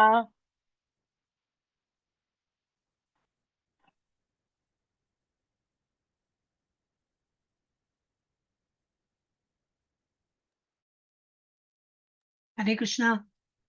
हरे कृष्ण माताजी, धन्यवाद, प्रणाम। हरे कृष्णा। ओके। ओम नमो भगवते वासुदेवाय। अथ अष्टमोऽध्यायः। अर्जुन उवाच किं तद्ब्रह्म किमध्यात्मं किं कर्म पुरुषोत्तमम् अधिभूतं च किं प्रोक्तम् अधिदैवं किमुच्यते अधियज्ञः कथं गोत्र देहेऽस्मिन् मधुसूदन प्रयाणकाले च कथं ज्ञेयोऽसि मनीयतात्मभिः। श्रीभगवानुवाच अक्षरं ब्रह्म परमं स्वभावोऽध्यात्ममुच्यते भूतभावोद्भवकरो विसर्गस्कं कर्म संगितः अधिभूतं क्षरो भावः षष्ठादिदैवतम् अधियज्ञोऽहमेवात्र देहे देहभृताम्बराम् अन्धकाले च मामेव स्मरन्मुक्त्वा कलेवरं यः प्रयाति समद्भावं याति नास्त्यत्र संशयः यं यं वापि स्मरन् भावं त्यजत्यन्ते कलेवरं तं तमेवैति कौन्तेय सदा तद्भावभावितः। तस्मात् सर्वेषु कालेषु मामनुस्मर युध्य च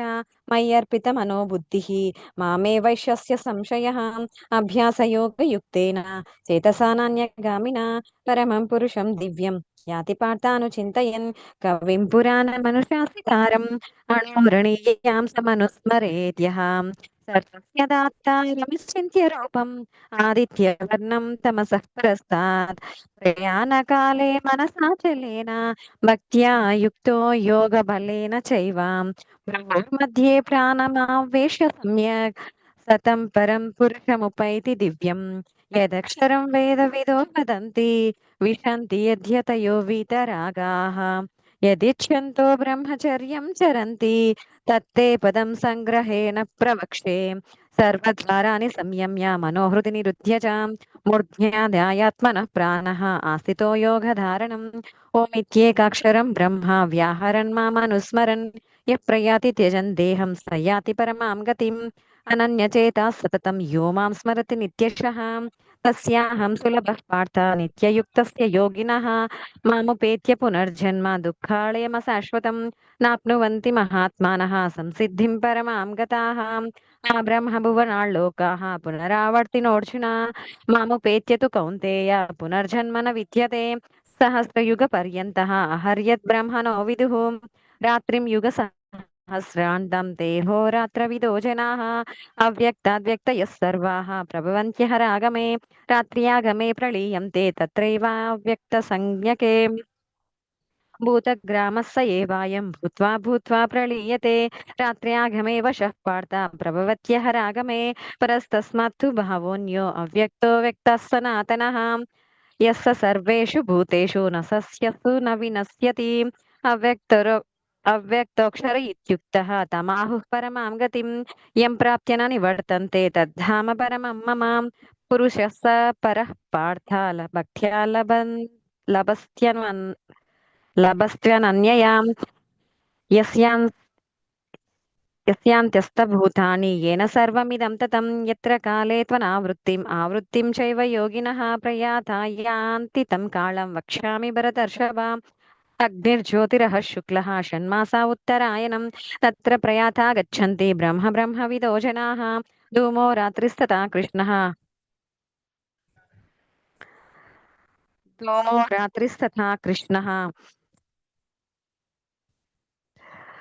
षण्मासा दक्षिणायनं तत्र चन्द्रमसं ज्योतिः योगी प्राप्य निवर्तते शुक्लपक्षे गतिः ह्येते जगतः शाश्वते मते एकया यात्यना वृत्तिः अन्यया वर्तते पुनः नैते स्मृति पार्थ जानन् योगी मुह्यति कस्यता तस्मात् सर्वेषु कालेषु योगयुक्तो भव अर्जुन वेदेषु यज्ञेषु तपस्सु चैव दानेषु यत् पुण्यफलं प्रदिष्टम् अत्येते तत्सर्वमिदं विदित्वा योगी परं स्थानमुपैति चाद्यम् ॐ तत्सत् ॐ तत्सत् इति श्रीमद्भगवद्गीतासु उपनिषत्सु ब्रह्मविद्यायां योगशास्त्रे श्रीकृष्णार्जुनसंवादे अक्षरब्रह्मयोगो नाम अष्टमोऽध्यायः हरे कृष्ण कृष्ण कृष्ण हरे हरे हरे राम राम राम हरे हरे हरे हरे कृष्ण हरे कृष्ण कृष्णा हरे कृष्ण कृष्णा कृष्णा हरे कृष्णा हरे हरे हरे हरे राम हरे राम हरे हरे हरे कृष्ण हरे हरे राम हरे हरे राम हरे हरे कृष्णा हरे कृष्ण ओम श्री परमात्मने नमः। अथ नवमोऽध्यायः राजविद्या राजगुह्य योगः। श्रीभगवानुवाच इदं तु ते गुह्यतमं प्रवक्ष्याम्यनुसूयवे ज्ञानं विज्ञानसहितं यज्ञात्वा मोक्षसे शुभात् राजविद्या राजगुह्यं पवित्रम् इदमुत्तमं प्रत्यक्षावगमं धर्म्यं सुसुखं कर्तुमव्ययम् अश्रद्धधाना पुरुषा धर्मस्यास्य परन्तपा अप्राप्य मां निवर्तन्ते मृत्युसंसारवर्त्मनि मया तदमिदं सर्वं जगद् अव्यक्तमूर्तिना मत्स्थानि सर्वभूतानि न चाहं तेष्वस्थितः न च मत्सानि भूतानि पश्य मे योगमैश्वरम् भूतभृन्न च भूतस्थो ममात्मा भूतभावनः यथाकाशस्थितो नित्यं वायुः सर्वत्र गोमहान् तथा सर्वाणि भूतानि मत्स्थानीत्युपधारया सर्वभूतानि कौन्तेय प्रकृतिं यान्ति मामिकां कल्पक्षये पुनस्तानि कल्पादौ विसृजाम्यहं प्रकृतिं स्वाममष्टभ्य विसृजामि पुनः पुनः भूतग्राममिमं कृत्स्नम् अवशं प्रकृते वशात् न च मां तानि कर्माणि निबध्नन्ति धनञ्जय उदासीनवदासीनम् असक्तं तेषु कर्मसु मयध्यक्षेण प्रकृतिः सूयते सचराचरं हेतुनानेन कौन्तेय जगद्विपरिवर्तते अवजानन्ति मां मूढा मानुषीं तनुमाश्रितं परं भावमजानन्तो मम भूता महेश्वरम् मोघाशामोघकर्माणो मोघज्ञानाविचेतसः राक्षसीमासुरीं चैव प्रकृतिं मोहिनीं श्रुताः महात्मानस्तु मां पार्थ दैवीं प्रकृतिमाश्रिताः भजन्त्यनन्यमनसो ज्ञात्वा भूतादिमव्ययम् सततं कीर्तयन्तो मां यतन्तश्च दृढव्रताः नमस्यन्तश्च मां भक्त्या नित्ययुक्ता उपासते ज्ञानयज्ञेन चाप्यन्ये यजन्तो मामुपासते एकत्वेन पृथक्त्वेन बहुधा विश्वतो मुखम् अहं क्रतुरहं यज्ञ स्वदाहम् अहमौषधम् मन्त्रोऽहम् अहमेवाज्यम् अहम् अग्निरहं हुतम् पिताहम् अस्य जगतो माता धाता पितामहः वेद्यं पवित्रमोङ्कार ऋक्सामायजुरेव च गतिर्भर्ता प्रभुः साक्षी निवासः शरणं सुहृत् प्रभवः प्रलयस्थानं निधानं बीजमव्ययम् तपाम्यहम् अहं वर्षं निगृह्णाम्युत्सृजामि च अमृतं चैव मृत्युश्च सदसा चाहमर्जुन त्रैविद्यमां सोमपातपूपा पातपूतपापा यज्ञैरिष्ट्वा स्वर्गतिं प्रार्थयन्ते ते पुण्यमासाद्य सुरेन्द्रलोकम् अश्नन्ति दिव्यान् दिवि देव भोगान् ते तं भुक्त्वा स्वर्गलोकं विशालं क्षीणे पुण्ये मर्त्यलोकं विशन्ति एवं त्रयी धर्ममनुप्रपन्ना गतागतं कामकामा लभन्ते अनन्याश्चिन्तयन्तो मां ये जना पर्युपासते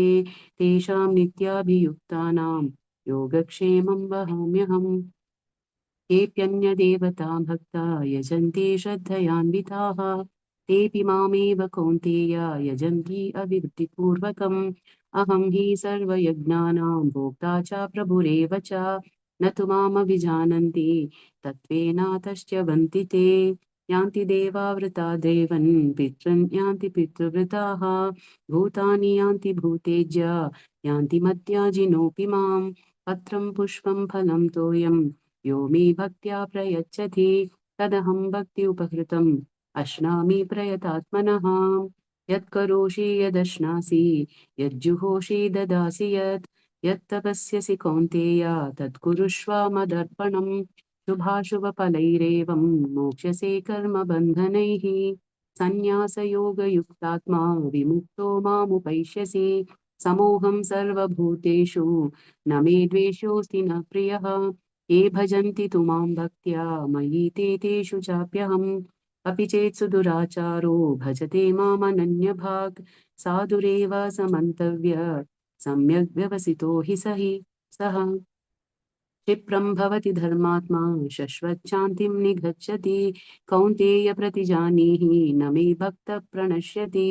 मां हि पार्थ व्यपश्यत्य येऽपि स्युः पापयोनयः स्त्रियो वैश्यस्तथा शूद्रास्तेऽपि यान्ति परां गतिं किं पुनर्ब्रह्मणा पुण्या भक्ता राजर्षयस्तथा अनित्यम् असुखं लोकम् इमं प्राप्य भजस्व मां मन्मना भव मद्भक्तो मध्याजी मां नमस्कुरु मामे वैश्यसि युक्त्वैवाम् आत्मानं परपरायणम् ॐ तत्सत् इति श्रीमद्भगवद्गीतासु उपनिषत्सु ब्रह्मविद्यायां योगशास्त्रे श्रीकृष्णार्जुनसंवादे राजविद्या राजगुह्ययोगो नाम नवमोऽध्यायः हरिः ओम् तत्सत् हरे कृष्णा कृष्ण कृष्ण हरे हरे हरे राम राम राम हरे हरे हरे राम कृष्ण हरे कृष्ण हरे हरे हरे कृष्णा कृष्णा हरे हरे कृष्ण कृष्णा कृष्ण हरे कृष्ण हरे हरे राम हरे हरे राम हरे हरे राम हरे राम हरे कृष्णा हरे हरे कृष्णा हरे हरे कृष्ण हरे हरे कृष्ण कृष्णा राम कृष्ण राम हरे हरे राम हरे हरे राम हरे राम राम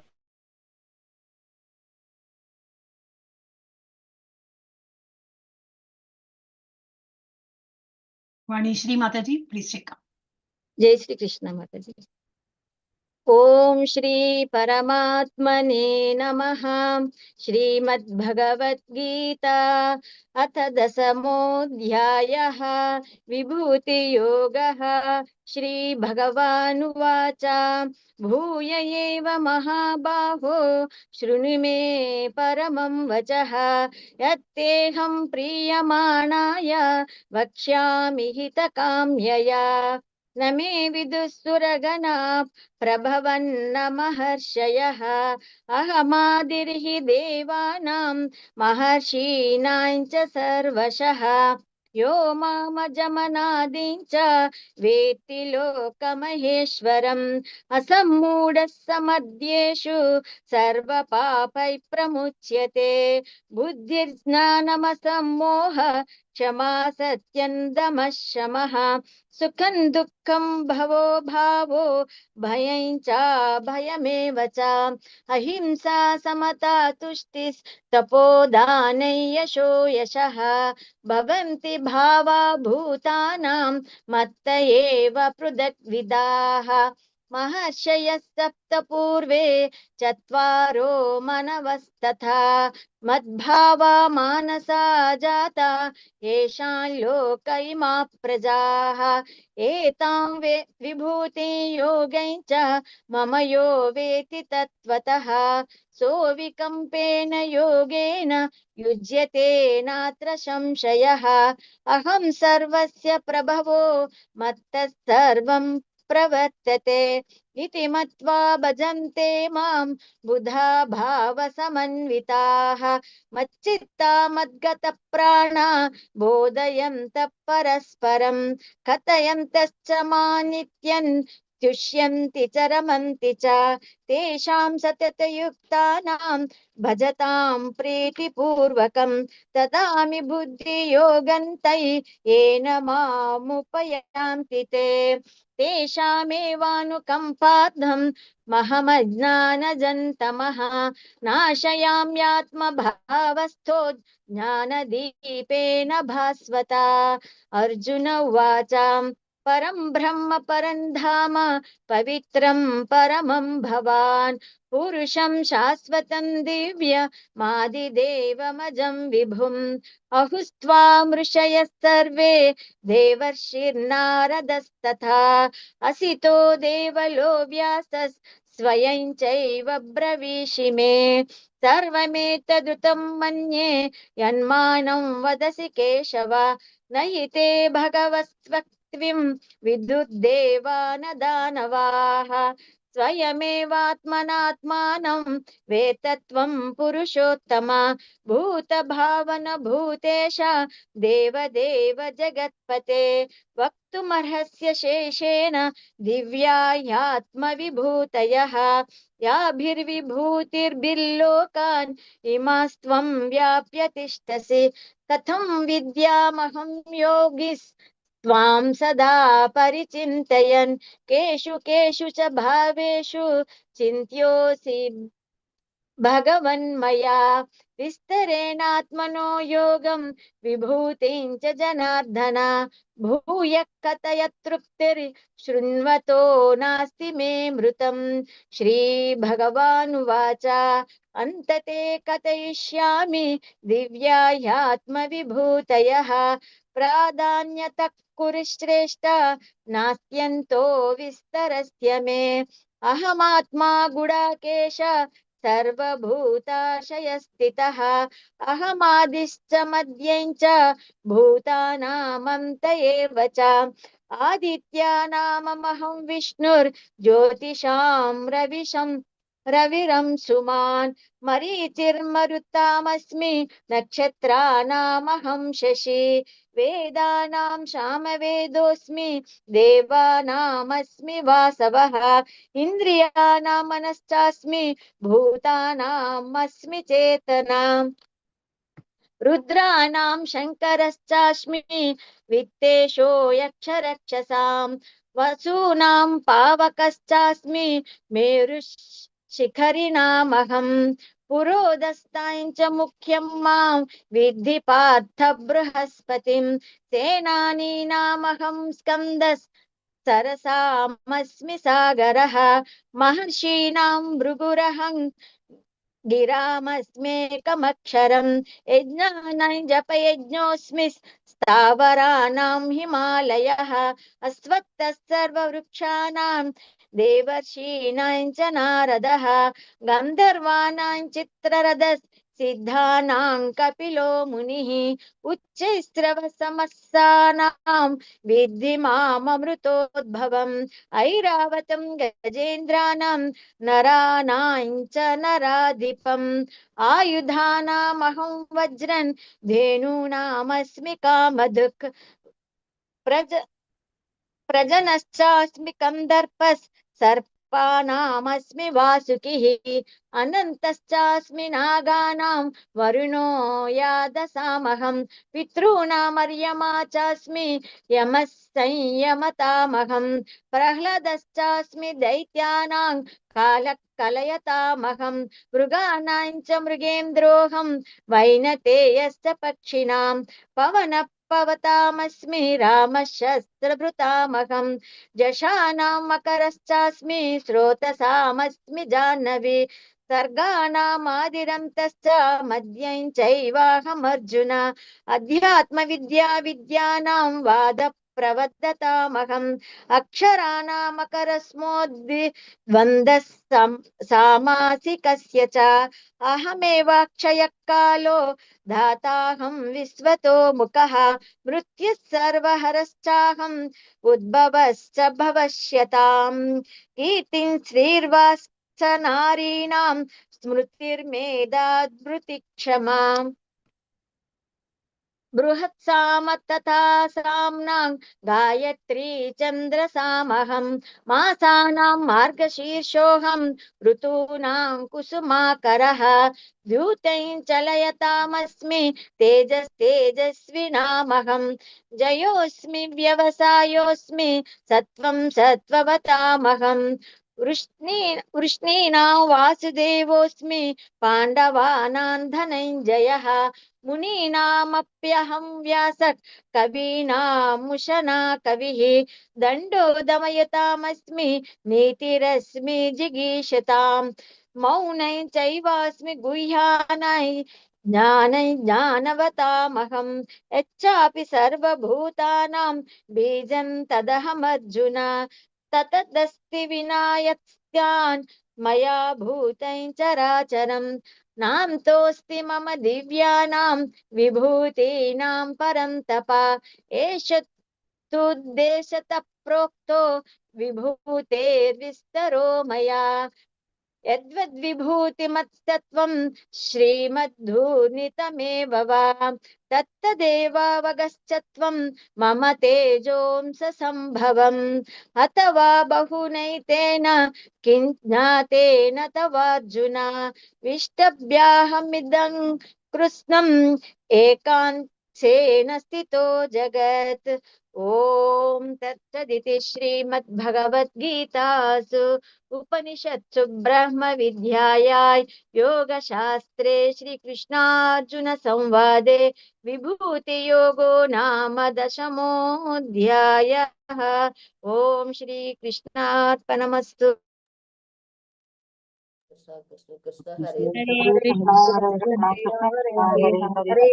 राम हरे हरे राम राम हरे राम हरे हरे हरे कृष्ण हरे कृष्ण हरे कृष्ण हरे राम हरे राम हरे राम राम हरे राम हरे हरे हरे कृष्ण हरे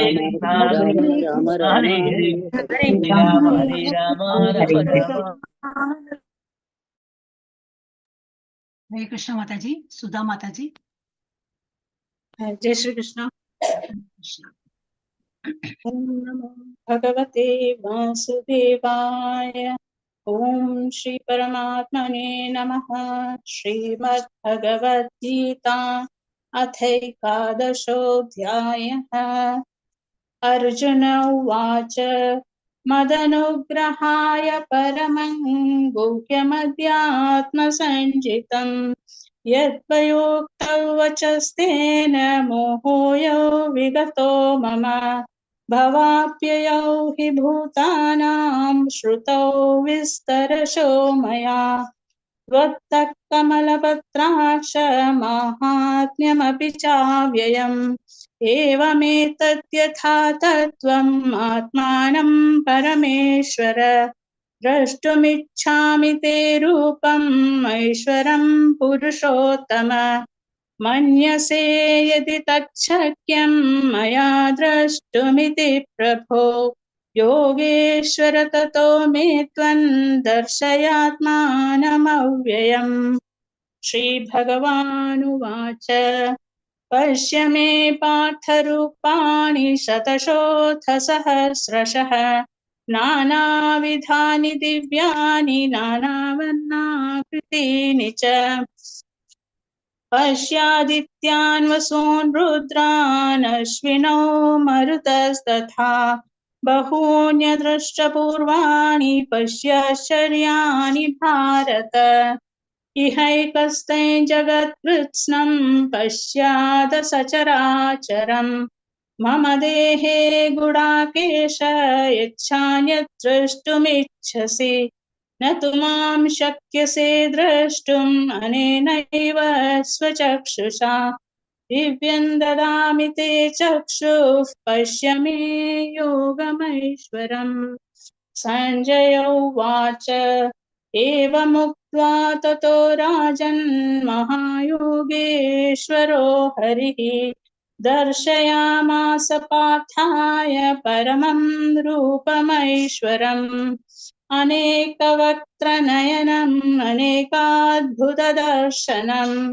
अनेकदिव्याभरणम् दिव्यानेकोद्यतायुधम् दिव्यमाल्याम्बरधरन् दिव्यगन्धानुलेपनम् सर्वाश्चर्यमयं देवम् अनन्तौ विश्वतोमुखम् दिवि सूर्यसहस्रस्य भवेद्युगपदुत्थिता यदि भासदृशी सा स्यात् भासस्तस्य महात्मनः तत्रैकस्ते जगत्कृत्स्नं प्रविभक्तमनेकधा अपश्यद्देवदेवस्य शरीरे पाण्डवस्तदा ततः स विस्मयाविष्टो हृष्टरोमा धनञ्जयः प्रणम्य शिरसा देवं कृताञ्जलिरभाषत अर्जुन उवाच पश्यामि देवांस्तव देवदेहे सर्वांस्तथा भूतविशेषसङ्घान् ब्रह्माणमीशं कमलासनस्थं ऋषींश्च सर्वानुरगांश्च दिव्यान् अनेकबाहूदरवक्त्रनेत्रं पश्यामि त्वां सर्वतोऽनन्तरूपं नातन्न मध्यन्न पुनस्तवादिं पश्यामि विश्वेश्वर विश्वरूप किरीटिनं गदिनं चक्रिणं च तेजोराशिं सर्वतो दीप्तिमन्तम्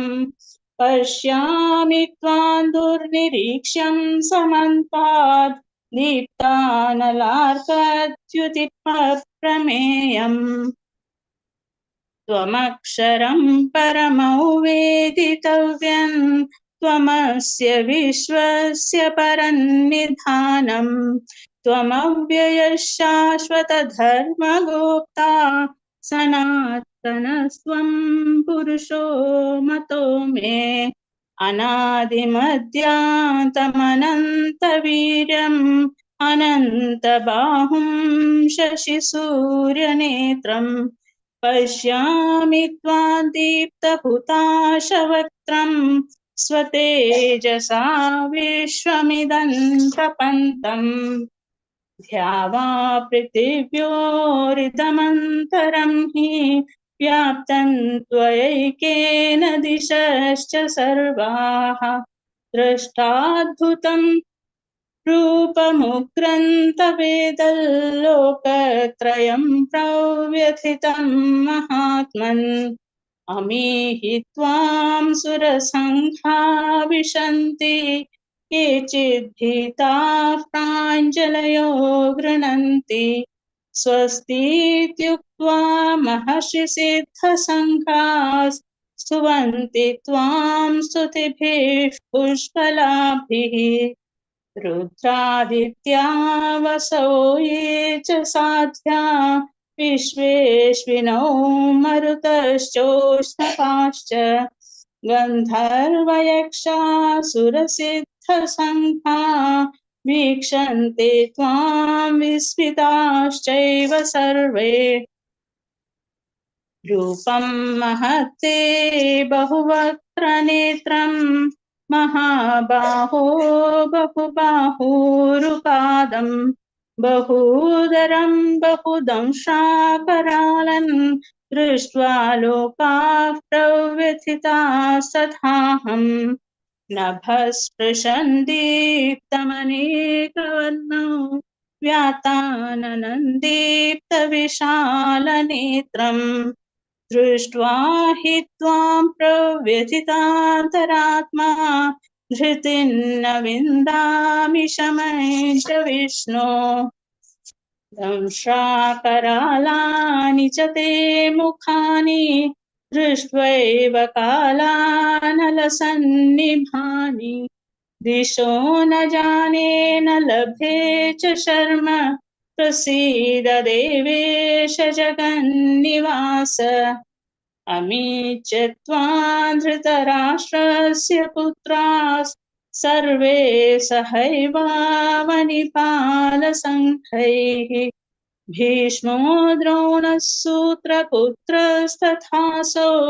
सहास्मदीयैरपि योधमुख्यैः वक्त्राणि ते त्वरमाणा विशन्ति दंश्राकरालानि भयानकानि केचित् विलग्ना दशनान्तरेषु सन्दृश्यन्ते चूर्णितैरुत्तमाङ्गैः यथा नदीनां बहवोऽम्बुवेगाः समुद्रमेवाभिमुखा द्रवन्ति तथा तवामि नरलोकवीरा विशन्ति वक्त्राण्यभिविज्वलन्ति यथा प्रदीप्तं ज्वलनं पतङ्गा विशन्ति नाशाय समृद्धवेगाः तथैव नाशाय विशन्ति लोकाः तवापि वक्त्राणि समृद्धवेगाः लेलीह्यसे ग्रसमानः समन्तात् लोकान् समग्रान् वदनैर्ज्वलब्धिः तेजोभिरापूर्य जगत्समग्रं भासस्तवोग्राः प्रपतन्ति विष्णो आख्याहि मे को भवानुग्ररूपो नमोऽस्तु ते देववर प्रसीद विख्यातुमिच्छामि भवन्तमाद्यन् न हि प्रजानामि तव प्रवृत्तम् श्रीभगवानुवाच कालोऽस्मि लोकक्षयकृत् प्रवृद्धो लोकान् समाहर्तुमिह प्रवृत्तः ऋतेऽपि त्वान्न भविष्यन्ति सर्वे एव स्थिताः प्रत्यनीकेषु योधाः तस्मात् त्वमुत्तिष्ठ यशो लभस्व जित्वा शत्रून् भुङ्क्ष्व राज्यं समृद्धम् मयैवैते निहताः पूर्वमेव निमित्तमात्रं भव सव्यसाचिन् द्रोणं च भीष्मं च जयद्रथं च कर्णन् तथान्यानपि योधवीरान् मया हतास्त्वं जहिमा व्यथिष्ठा युध्यस्वजेतासि रणे सपत्नान् सञ्जय उवाच एतत् श्रुत्वा वचनं केशवस्य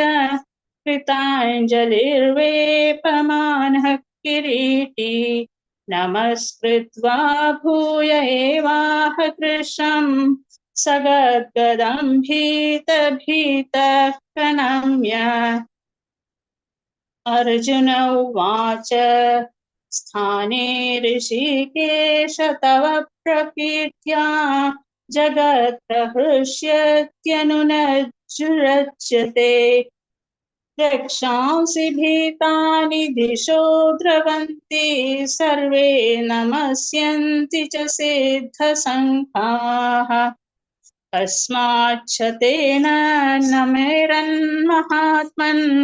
गरीयसे ब्रह्मणोऽप्यादिकर्त्रे अनन्तदेवेश जगन्निवास त्वमक्षरं सदसत्तः परं यत् त्वमादिदेवः पुरुषः पुराणस्त्वमस्य विश्वस्य परन्निधानम् वेत्तासि वेद्यै च परं च धाम त्वया ततो विश्वमनन्तरूप वायुर्यमोऽग्निर्वरुणः शशाङ्कः प्रजापतिस्त्वं प्रपितामहश्च नमो नमस्तेऽस्तु सहस्रकृत्वः पुनश्च भूयोऽपि नमो नमस्ते नमः पुरस्तात् पृष्ठतस्ते नमोऽस्तु ते सर्वत एव सर्व अनन्तवीर्यामितविक्रमस्त्वं सर्वं समाप्नोषि तथोऽसि सर्वः सखेति मत्वा प्रसभयदुक्तं हे कृष्ण हे यादव हे सखेति अजानता महिमानन्तवेदं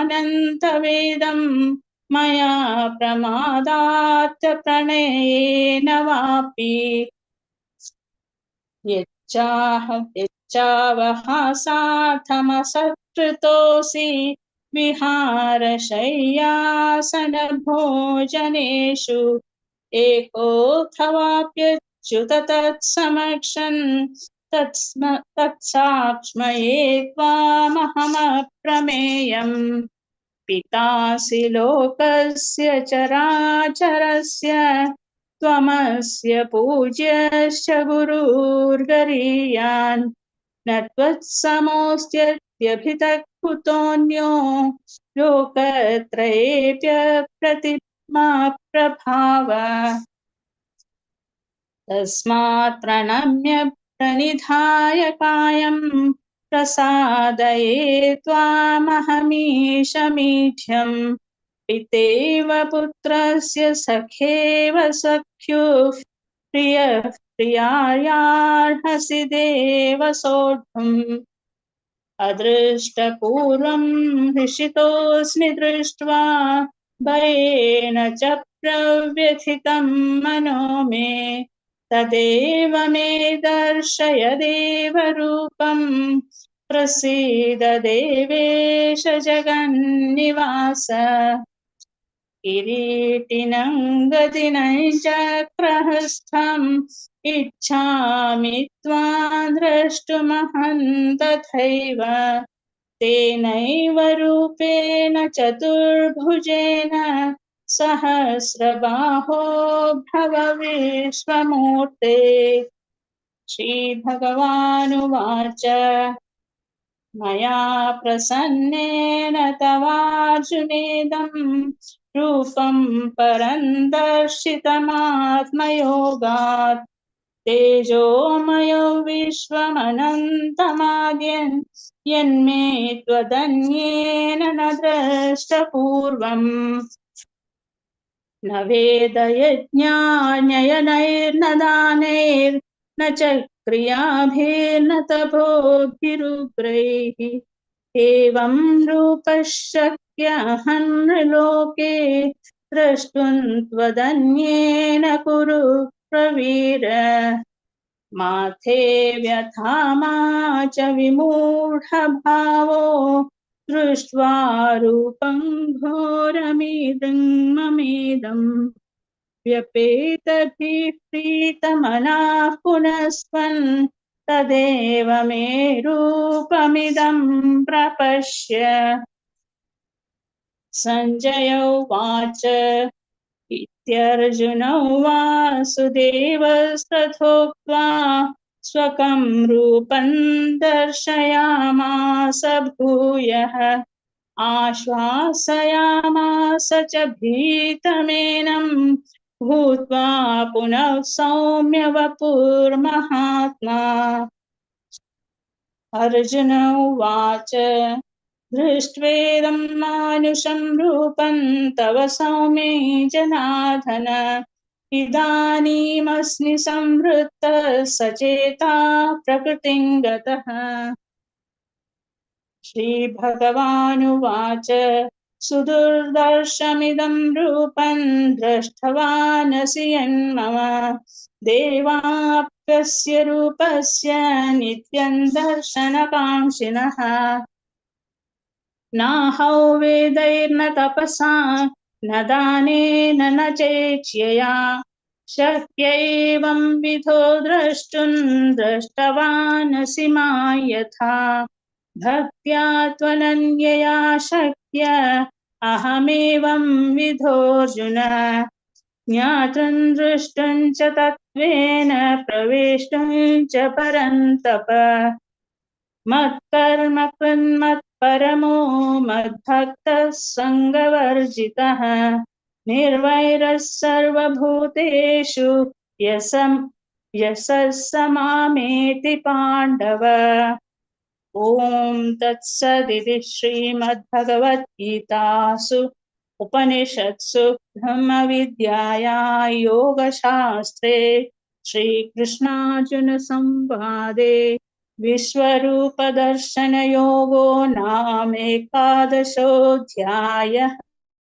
हरे कृष्ण कृष्ण कृष्ण हरे कृष्णा कृष्णा कृष्णा हरे हरे राम राम राम हरे हरे राम हरे हरे हरे कृष्णा कृष्णा कृष्णा हरे हरे हरे कृष्णा हरे हरे राम राम राम हरे राम हरे हरे कृष्णा हरे राम।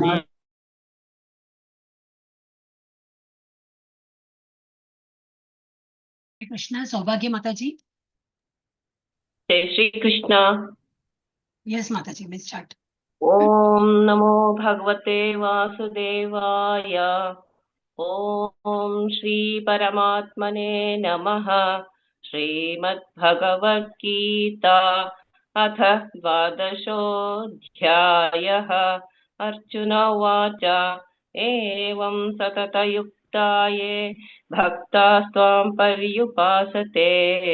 ये चाप्यक्षरमव्यक्तं तेषां के योगवित्तमाः। श्रीभगवानुवाच मय्यावेशमनो ये मां नित्ययुक्ता उपासते श्रद्धया परयोपेता ते मे युक्ततमा मताः। ये त्वक्षरमनिर्देश्यम् अव्यक्तं पर्युपासते सर्वत्र गमचिन्त्यं च कूटस्थमचलं ध्रुवम् सन्नियमेन्द्रियग्रामं सर्वत्र समभूतयः ते प्राप्नुवन्ति मामेव सर्वभूतहिते रताः। क्लेशोऽधिकतरस्तेषाम् अव्यक्तासक्तचेतसाम् अव्यक्ता हि गतिर्दुःखं देहवद्भिरवाप्यते ये तु सर्वाणि कर्माणि मयि सन्न्यस्य मत्पराः अनन्येनैव योगेन मां ध्यायन्त उपासते तेषामहं समुद्धर्ता मृत्युसंसारसागरात् भवामि न चिरात् पार्थ मय्यावेशितचेतसाम् मय्येव मन आधस्त्व मयि बुद्धिं निवेशय निवशिष्यसि मय्येव तवोर्ध्वन्न संशयः। अथ चित्तं समाधातुं न शक्नोषि मयि स्थिरम् अभ्यासयोगेन ततो मामिच्छाप्तुं धनञ्जय। अभ्यासेऽप्यसमर्थोऽसि मत्कर्म परमो भव मदर्थमपि कर्माणि कुर्वन् सिद्धिमवाप्स्यसि अत एतदप्यशक्तोऽसि कर्तुम् मद्योगमाश्रितः सर्वकर्मफलत्यागं ततः कुरु यतात्मवान् श्रेयो हि ज्ञानमभ्यासात् ज्ञानात् ध्यानं विशिष्यते ध्यानात् कर्मफलत्यागात् त्यागात् शान्तिरनन्तरम् अद्वेष्टा सर्वभूतानां मैत्रः करुण एव च निर्ममो निरहङ्कारः समदुःखसुखक्षमी सन्तुष्टः सततं योगी यतात्मा दृढनिश्चयः मय्यर्पितमनो बुद्धिर्यो मद्भक्तः स मे प्रियः यस्मान्नो द्विजते लोको लोकान्नो द्विजते च यः हर्षामर्षभयोद्वेगैर्मुक्तो यः स च मे प्रियः अनपेक्षशुचिर्दक्ष उदासीनो गतव्यतः सर्वारम्भपरित्यागी यो मद्भक्तः स मे प्रियः यो न हृष्यति न द्वेष्टि न शोचति न काङ्क्षति शुभाशुभपरित्यागी भक्तिमान्यः स मे प्रियः समशत्रौ च मित्रे च तथा मानापमानयोः शीतोष्णसुखदुःखेषु समः सङ्गविवर्जितः तुल्यनिन्दास्तुतिर्मौनी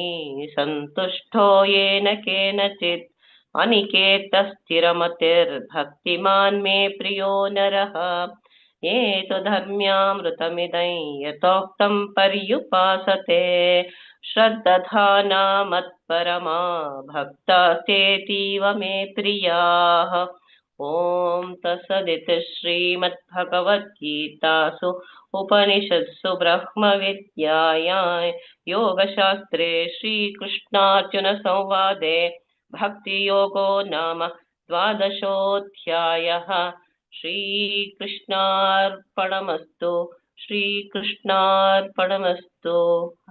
हरे कृष्ण हरे हरे कृष्ण कृष्ण कृष्ण हरे हरे हरे राम हरे राम राम राम हरे हरे हरे राम राम राम हरे हरे हरे राम हरे राम कृष्ण राम राम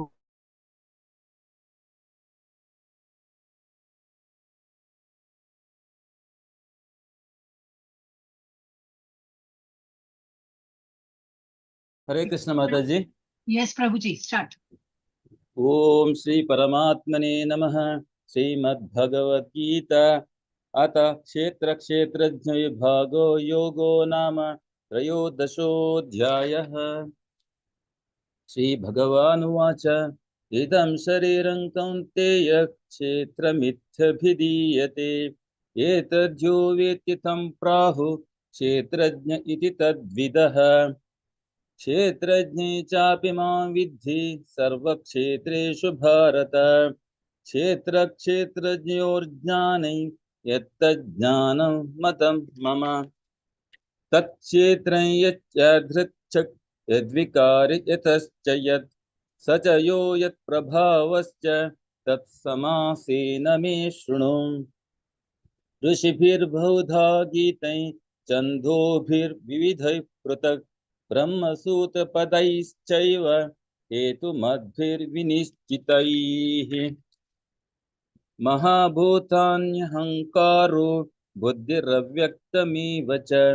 इन्द्रियाणि दशैकञ्च पञ्चचेन्द्रियगोचराः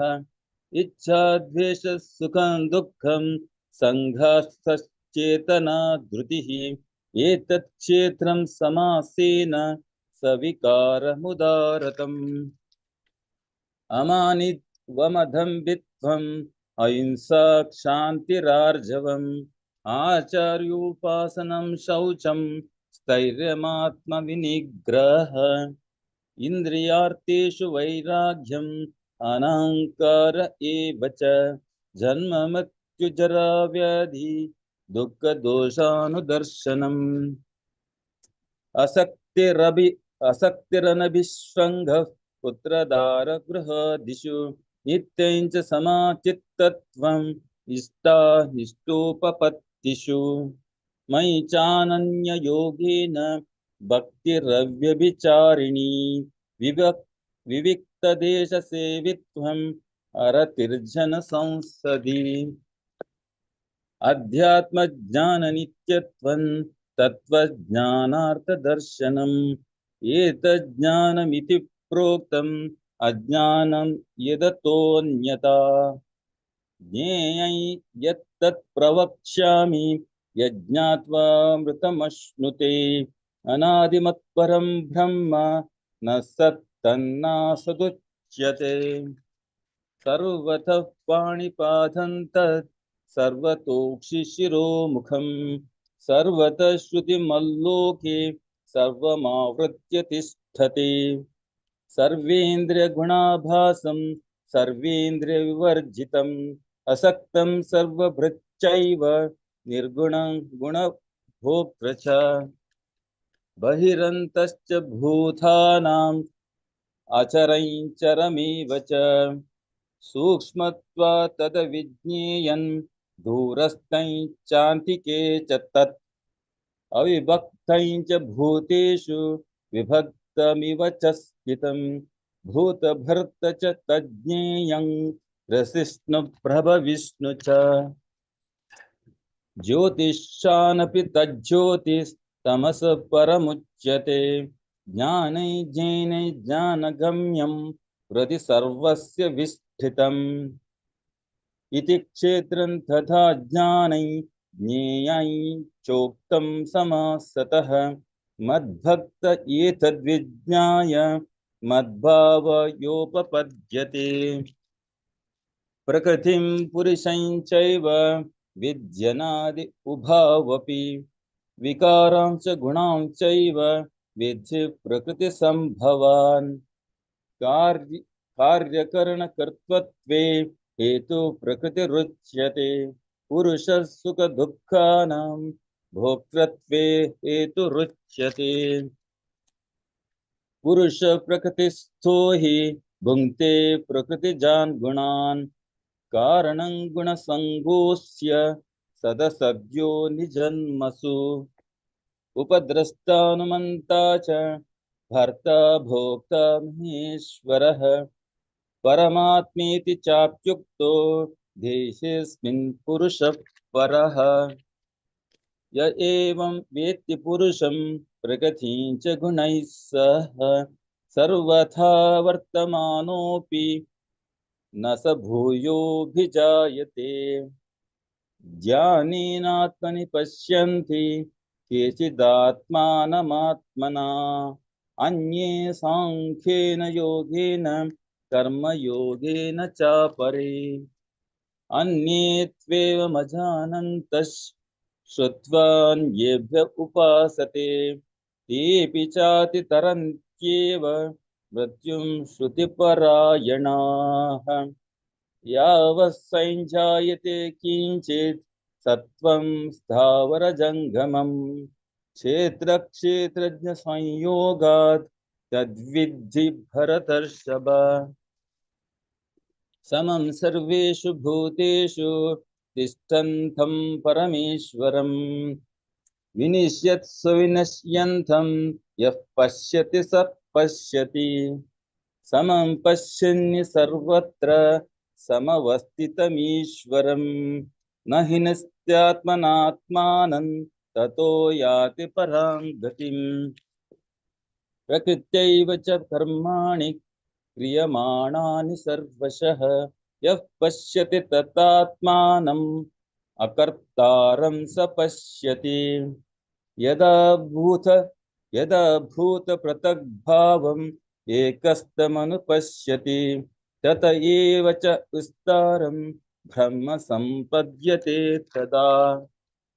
अनादित्वान् निर्गुणत्वात् परमात्मायमव्ययः शरीरस्थोऽपि कौन्तेय न करोति न लिप्यते यथा सर्वगतं सौक्ष्णात् आकाशं नोपलिप्यते सर्वत्रावस्थितो देहे तथात्मा नोपलिप्यते यथा प्रकाश यत्येकः कृत्स्नं लोकमिमं रविः क्षेत्रं क्षेत्रि तथा कृत्स्नं प्रकाशयति भारत क्षेत्रक्षेत्रज्ञयोरेवम् अन्तर्ज्ञानचक्षुषा भूतप्रकृतिमोक्षं च ये विदुर्यान्ति ते परम्। ओम तत्सत् श्रीमद्भगवद्गीतासु उपनिषत्सु ब्रह्म विद्यायां योगशास्त्रे श्रीकृष्णार्जुन संवादे क्षेत्र क्षेत्रज्ञ विभाग योगो नाम त्रयोदशोऽध्यायः। ओम श्रीकृष्णार्पणमस्तु। कृष्ण हरे हरे कृष्ण कृष्ण हरे कृष्ण कृष्ण हरे हरे कृष्ण हरे कृष्ण कृष्ण कृष्ण हरे हरे हरे कृष्ण राम कृष्ण हरे हरे राम हरे राम हरे राम हरे हरे हरे हरे राम हरे राम हरे राम कृष्ण राम कृष्ण हरे कृष्ण कृष्ण हरे कृष्ण हरे हरे हरे हरे हरे हरे राम राम राम हरे हरे हरे बबीता कृष्ण माता जी। हरे कृष्ण। यस माता जी। हरे कृष्ण। ओम श्री परमात्मने नमः। श्रीमद्भगवद्गीता अध चतुर्दशोऽध्यायः। श्रीभगवानुवाच परं भूय प्रवक्ष्यामि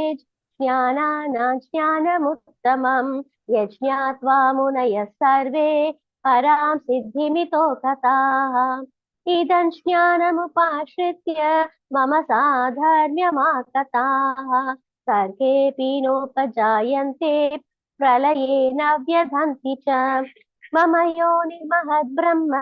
तस्मिन् गर्भं ददाम्यहं सम्भवः सर्वभूतानां ततो भवति भारत।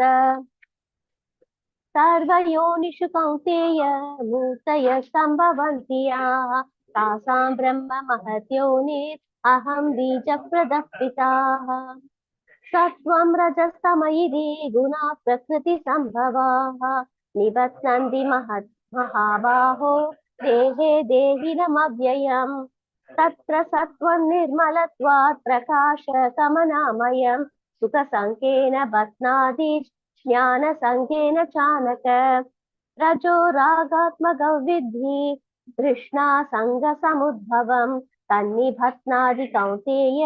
कर्मसङ्गेन देहिनम्। तमस्त्वज्ञानजौ विद्धि मोहनं सर्वदेहिनां प्रमादालस्य निद्राभिस्तन्निबध्नाति भारत। सत्त्वं सुखे सञ्जयति रजः कर्मणि भारत ज्ञानमावृत्य सुतमः प्रमादे सञ्जयत्युद। रजस्तमश्चाभिभूय सत्त्वं भवति भारत रजसत्त्वं तमश्चैव तमसत्त्वं रजस्तथा। सर्वद्वारेषु देहेऽस्मिन् प्रकाश उपजायते ज्ञाने यथा तथा विद्यात् विवृतं सत्त्वमित्युत। लोभः प्रवृत्तिरारम्भः कर्मणामशमस्पृहा रजसेतानि जायन्ते विवृते परदर्शप। अप्रकाशो प्रवृत्तिश्च प्रमादो मोह एव च तमसेतानि जायन्ते विवृते गुरुनन्दन। यदा सत्त्वे प्रवृत्ते तु प्रलये याति देहभृत् ततो तमविधा लोकान् अमलान् प्रतिपद्यते। रजसि प्रलयं गत्वा कर्मसङ्गिषु जायते तथा प्रलीनस्तमसि मूढयोनिषु जायते। कर्मणः सुकृतस्याहुः सात्विकं निर्मलं फलं रजसस्तु फलं दुःखम् अज्ञानं तमसः फलम्। सत्त्वात् सञ्जायते ज्ञानं रजसो लोभ एव च प्रमादमोहौ तमसो भवतो ज्ञानमेव च। ऊर्ध्वं गच्छन्ति सद्वस्था मध्ये तिष्ठन्ति राजसाः जगन्यगुणवृद्धिस्था अथो गच्छन्ति तामसाः। नान्यं गुणेभ्यः कर्तारै यथा द्रष्टानुपश्यति गुणेभ्यश्च परं वेति मद्भावं सोऽधिगच्छति। गुणानीतानतीत्यत्रीन् देहि देहसमुद्भवान् जन्ममृत्युजरा दुःखै विमुक्तो मृतमश्नुते। अर्जुन उवाच कैर्लिङ्गैस्त्रीन् गुणानीतान् अदितो भवति प्रभो किमाचारः कथञ्चैतां स्त्रीन् गुणानतिवर्तते श्रीभगवानुवाच प्रकाशं च प्रवृत्तिं च मोहमेव च पाण्डव न द्वेष्टि सम्प्रवृत्तानि न निवृत्तानि काङ्क्षति उदासीनवदासीनो गुणैर्यो न विचाल्यते गुणा वर्तन्त इत्येव यो वदिष्ठति नेङ्गते समदुःख सुखस्वस्थः समलोष्टाश्मकाञ्चनः तुल्यप्रिया प्रियो धीरः तुल्यनिन्दात्मसंस्तुतिः मानापमानयोस्तुल्यो मित्रारिपक्षयोः सर्वारम्भपरित्यागी गुणातीतः स उच्यते मां च यो व्यभिचारेण भक्तियोगे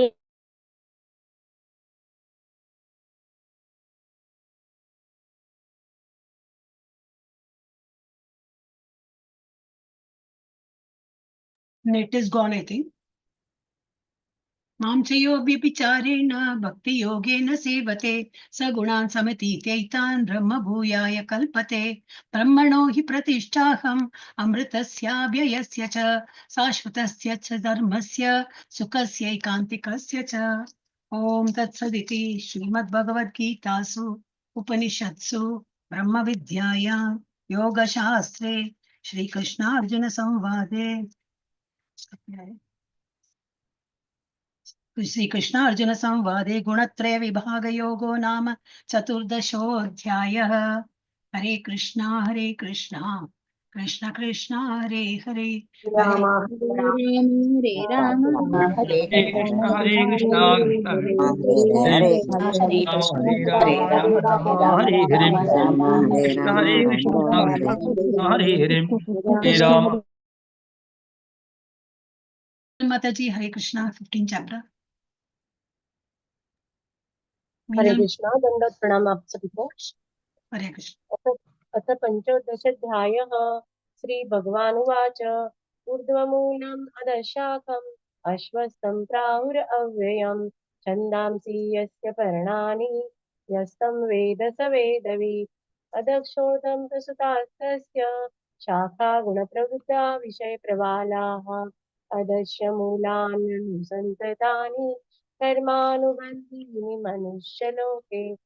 न रूपमस्तेह ततोपलभ्यते नान्तो न चादिर्न च सम्प्रतिष्ठा अश्वत्थमेनं सुविरूढमूलम् असङ्गशस्त्रेण दृढेन चित्वा ततः पदं तत्परिमार्गितव्यं यस्मिन् गता न निवर्तन्ति भूयः तमेव चाद्यं पुरुषं प्रपद्ये यथा प्रवृत्ति प्रवृत्ता पुराणी निर्माणमोहा चित्तसङ्गदोषा अध्यात्मनित्या विनिवृत्तकामा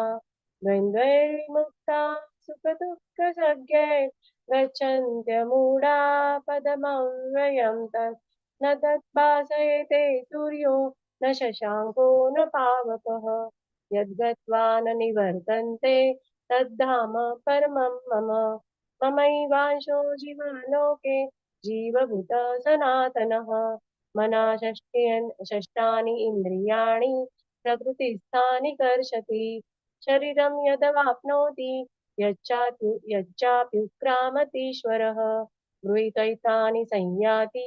वायुर्गन्धानि वाशयात् श्रोत्रं चक्षुस्पर्शनं च रसनं घ्राणमेव च अधिष्ठाय मनश्चायं विषयानुपसेवते उत्क्रामन्तं स्थितं वापि भुञ्जानं वा गुणान्वितं पश्यन्ति ज्ञानचक्षुषः यतन्तो योगिनश्चैनं पश्यन्त्यात्मन्नवस्थितं यतन्त्योऽप्यकृतात्मानो नैनं पश्यन्त चेतसः यदादित्यगतं तेजो जगद्भासयतेऽखिलं यच्चन्द्रमसि यच्चाग्नो यत्तेजो विद्धिमामकम् गामाविश्य च भूतानि धारयाम्यमोजसा पुष्णामि चौषधी सर्वा सोमो भूत्वा रसात्मकः अहं वैश्वानरो भूत्वा प्राणिनां देहम् आश्रिताः प्राणापानसमायुक्तः पचाम्यन्नं चतुर्विधं सर्वस्य चाहं हृदि सुन्निविष्टो मता स्मृतिर्ज्ञानमपोहनं च वेदैश्च सर्वैरहमेव वेद्यो वेदान्तकृद्वेदविदेव चाहं द्वाविमौ पुरुषो लोके क्षरक्षाक्षर एव च क्षरः सर्वाणि भूतानि भूतस्थक्षर उच्यते उत्तमा पुरुषत्वन्यः परमात्मा ते द्युदारुतः यो लोकत्रयमाविश्य बिभर्त्यव्यय ईश्वरः यस्माक्षरम् अतितोऽहं मक्षरादपि चोत्तमः अतोऽस्मि लोके वेदे च प्रतितः पुरुषोत्तमम् यो मामेवं सम्मूढो जानाति पुरुषोत्तमं स सर्वविद्भजति मां सर्वभावेन भारत इति गुह्यतमं शास्त्रम् इदं मुक्तं मया नघ एतद् बुद्ध्वा बुद्धिमान् स्यात् कृत्यकृत्यस्य भारत ॐ तत्सदिति श्रीमद्भगवद्गीतासु उपनिषत्सु ब्रह्मविद्यायां योगशास्त्रे श्रीकृष्ण अर्जुन संवादे पुरुषोत्तम योगो नाम पंचदशोऽध्यायः। ओम श्री परमात्मने नमः। हरे कृष्ण कृष्ण कृष्ण हरे हरे। राम राम राम राम राम हरे हरे हरे कृष्ण हरे हरे कृष्ण कृष्ण कृष्ण कृष्ण कृष्ण कृष्ण हरे हरे हरे हरे हरे हरे हरे राम हरे हरे कृष्ण राम हरे राम कृष्ण राम कृष्ण हरे हरे कृष्ण हरे हरे हरे कृष्ण राम कृष्ण हरे कृष्ण राम हरे राम हरे राम हरे हरे राम हरे राम कृष्ण राम हरे हरे कृष्ण हरे कृष्ण चला माताजी, अनम्यूट योरसेल्फ माताजी. श्री परमात्मने नमः। श्रीमद्भगवद्गीता अथ षोडशोऽध्यायः। श्रीभगवानुवाच अभयं सत्त्वसंशुद्धिर्ज्ञानयोगव्यवस्थितिः दानन्दमश्च यज्ञश्च स्वाध्यायस्तप आर्जवम् अहिंसा सत्यमक्रोधस्त्यागश्शान्तिरपैशुनम् दया भूतेष्वलो लुप्त्वम् मार्दवम् ह्रीरचापलम् तेजः क्षमा धृतिः शौचम् अद्रोहो नातिमानिता भवन्ति सम्पदन् दैवीम् अभिजातस्य भारत दम्भो दर्पोऽभिमानश्च क्रोधः पारुष्यमेव च अज्ञानैचाभिजातस्य पार्थसम्पदमासुरी दैवी सम्पद्विमोक्षाय निबन्धायासुरीमता मा शुचः सम्पदन् दैवीम् अभिजातोऽसि पाण्डव द्वौ भूतसर्गौ लोकेऽस्मिन् दैव आसुर एव च दैवो विस्तरशः प्रोक्त आसुरं पार्थ मे शृणु प्रवृत्तिं च निवृत्तिं च जना न विधुरासुरा न शौचन्नापि चाचारो न सत्यन्तेषु विद्यते असत्यमप्रतिष्ठन्ते जगदाहुरनीश्वरम् अपरस्परसम्भूतं किमन्यत् कामहैतुकम् एतान् दृष्टिमवष्टभ्य नष्टात्मानोऽल्पबुद्धयः प्रभवन्त्युग्रकर्माणः क्षयाय जगतो हिताः काममाश्रित्य दुष्पूरन् दम्भमानमधान्विताः मोहात् गृहीत्वा सद्ग्राहान् प्रवर्तन्ते शुचिव्रताः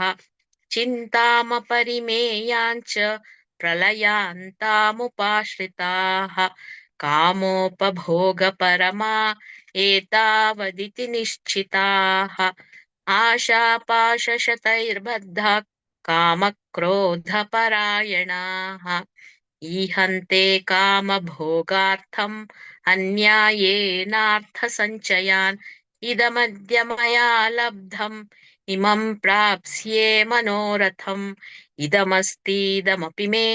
भविष्यति पुनर्धनम् असौ मया हतः शत्रुर्हनिष्ये चापरानपि ईश्वरोऽहमहं भोगी सिद्धोऽहं बलवान् सुखी आढ्योऽभिजनवानस्मि कोऽन्योऽस्ति सदृशो मया यक्ष्ये दास्यामि मोदिष्य इत्यज्ञानविमोहिताः अनेकचित्तविभ्रान्ता मोहजालसमावृताः प्रसक्ताः कामभोगेषु पतन्ति नरकेषु च य आत्मसम्भाविता स्तब्धा धनमानमदान्विताः यजन्ते नाम यज्ञैस्ते दम्भेनाविधिपूर्वकम् अहङ्कारं बलं दर्पं कामं क्रोधं च संश्रिताः मामात्मपरदेहेषु प्रद्विषन्तोऽभ्यसूयकाः तानहं द्विषतः क्रूरान् संसारेषु नराधमान् क्षिपाम्यजस्रमशुभान् आसुरीष्वेव योनिषु आसुरीयोनिमापन्ना मूढा जन्मनि जन्मनि मामप्राप्यैव कौन्तेय ततो यान्त्यधमां गतिम् त्रिविधं नरकस्येदन् द्वारन्नाशनमात्मनः कामः क्रोधस्तथा लोभस्तस्मादेतत्त्रयं त्यजेत् एतैर्विमुक्तः कौन्तेय तमोद्वारैस्त्रिभिर्नरः आचरत्यात्मनः श्रेयस्ततो याति परां गतिम्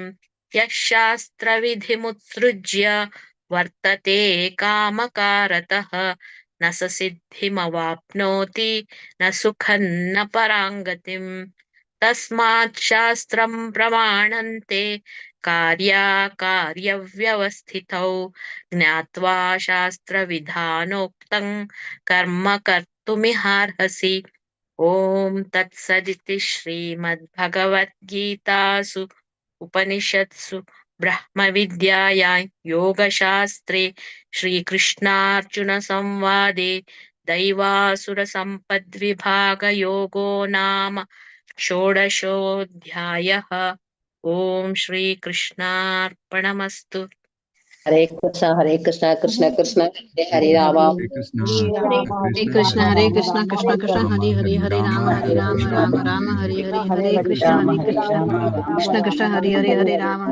राम हरे हरे हरे कृष्ण हरे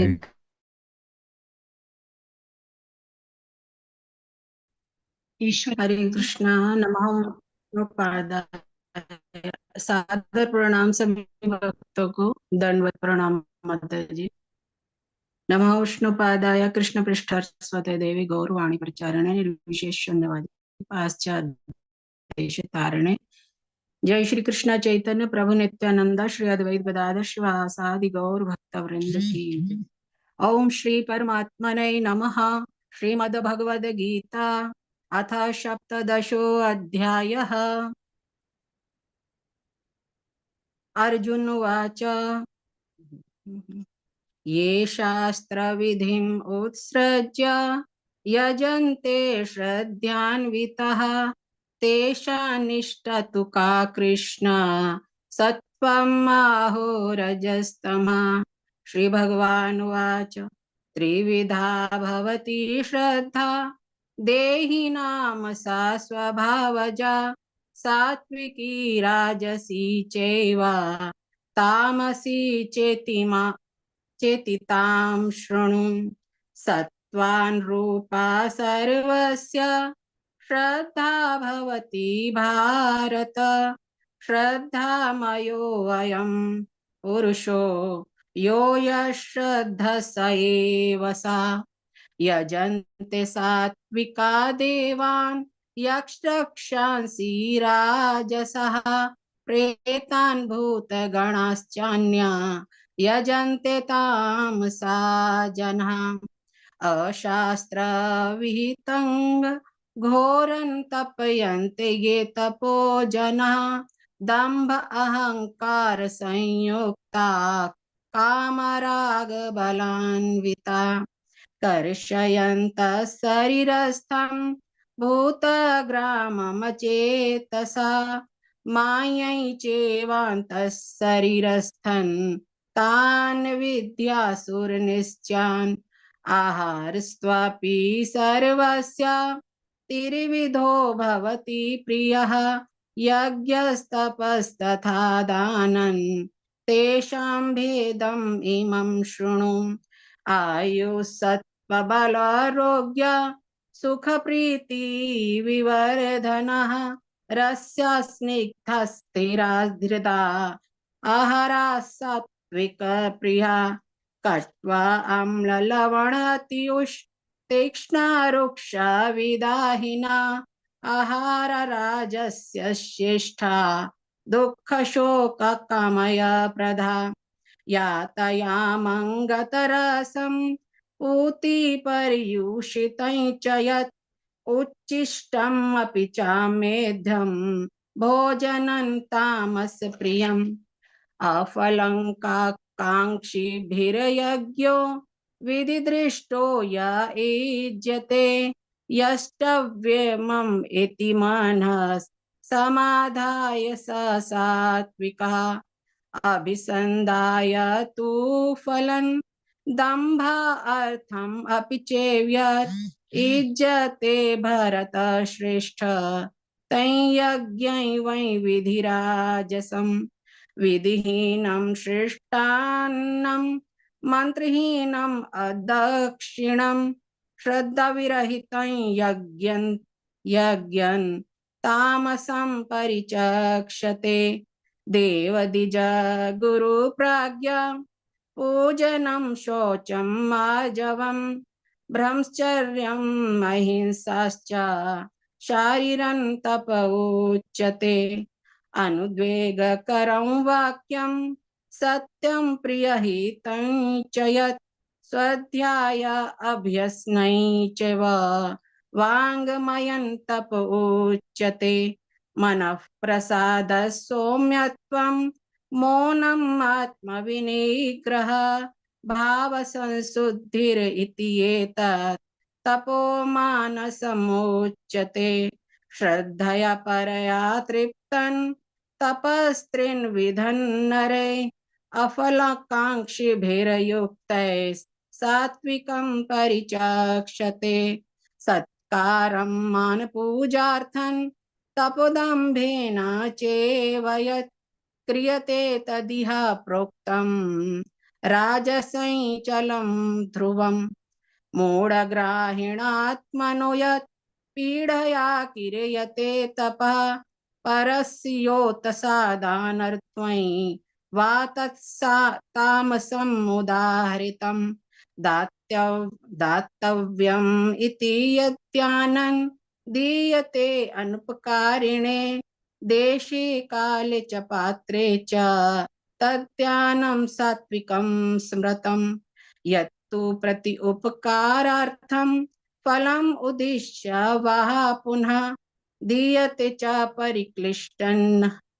तद्दानं राजसं स्मृतम् अदेशकाले यद्दानम् आपात्रे भश्च दीयते असत्कृतम् अव्यातन् तत्तामसम् उदाहृतम् ॐ तत्सिद्धि निर्देशो ब्राह्मण स्त्रीविधः स्मृतः ब्राह्मणस्तेन वेदाश्च यज्ञश्च विहिताः पुरा तस्मात् इति उदाहृत्य यज्ञदानपक्रिया प्रवर्तन्ते विधानोक्ता सततं ब्रह्मवादिनां तत् इति अनभिसन्धाय फलै यज्ञ तपक्रिया दानक्रियाश्च विविधाः क्रियन्ते मोक्षकाङ्क्षिभिः सद्भावे साधुभावे च सदि इति एतत् प्रयुज्यते प्रशस्ते कर्मणि तथा यशब्दः प्रार्थयुज्यते यज्ञ तपसि दाने च स्थिति ससदति चोच्यते कर्म चेव तदर्थीयं साधित्या एव अविधीयते अश्रद्धया हुतं दत्तं तपस्तप्तं कृतं च यत् असदि इति उच्यते पार्थ न च तत्प्रत्यनो इह। ओम तत्सिद्धि श्रीमद्भगवद्गीतासु उपनिषत्सु ब्रह्म विद्यायां योगशास्त्रे श्रीकृष्णार्जुन संवादे श्रद्धात्रय विभाग योगो नाम सप्तदशोऽध्यायः। श्रीकृष्णार्पणमस्तु। हरे कृष्णा कृष्णा कृष्णा हरे हरे हरे राम हरे हरे राम हरे राम कृष्ण राम हरे हरे कृष्ण हरे कृष्ण हरे हरे हरे हरे कृष्ण हरे कृष्ण राम कृष्ण राम हरे हरे राम राम राम हरे कृष्ण राम कृष्ण राम हरे राम हरे हरे हरे राम राम राम राम हरे हरे हरे कृष्ण हरे कृष्ण कृष्ण हरे हरे हरे राम राम राम हरे हरे राम हरे हरे राम कृष्ण राम राम कृष्ण हरे कृष्ण हरे हरे कृष्णा हरे हरे राम कृष्णा राम राम कृष्णा हरे हरे हरे हरे हरे राम हरे हरे कृष्ण हरे ओम श्री कृष्ण परमात्मने नमः। हरे कृष्ण माता से हरे कृष्ण। ओम श्री कृष्ण परमात्मने नमः। अथ अष्टादशोऽध्यायः मोक्ष संन्यास योगः। अर्जुन उवाच संन्यासस्य महाबाहो तत्त्वमिच्छामि वेदितुं त्यागस्य च हृषीकेश पृथक् केशिनिषूदन। श्रीभगवान् उवाच काम्यनां कर्मणां न्यासं संन्यासं कवयो विदुः सर्वकर्मफलत्यागं प्राहुस्त्यागं विचक्षणाः। त्याज्यं दोषवदित्येके कर्म प्राहुर्मनीषिणः यज्ञदान तपः कर्म न त्याज्यमिति चापरे। निश्चयं शृणु मे तत्र त्यागे भरतसत्तमा त्यागो हि पुरुषव्याघ्र त्रिविधः सम्प्रकीर्तितः। यज्ञदान तपः कर्म न त्याज्यं कार्यमेव तत् यज्ञो दानं तपश्चैव पावनानि मनीषिणाम्। एतान्यपि तु कर्माणि सङ्गं त्यक्त्वा फलानि च कर्तव्यानीति मे पार्थ निश्चितं मतमुत्तमम्। एतस्य तु सन्न्यासः कर्मणो नोपपद्यते मोहात् तस्य परित्यागः तामसः परिकीर्तितः। दुःखमित्येव यत्कर्म कायक्लेशभयात् त्यजेत् सकृत्वा राजसं त्यागं नैव त्यागफलं लभेत्। कार्यमित्येव यत्कर्म नियतं क्रियते अर्जुन सङ्गं त्यक्त्वा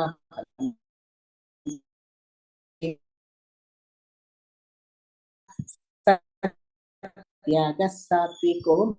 न द्वेषकुशलः संशयः देहभृतास्य त्यक्तुं कर्माण्यशेषतः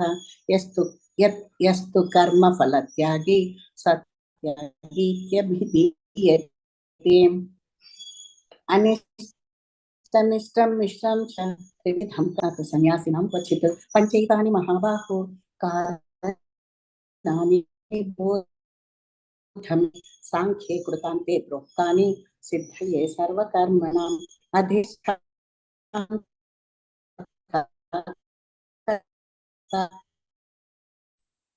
च पृथक् विधं मनो यत् कर्म आरभते नरः न्यायं वा विपरीतं वा पञ्चैते तस्य हेतवः तत्रैवं सति कर्तारम् आत्मानं केवलं तु यः पश्यत्यात् न स पश्यति दुर्मतिः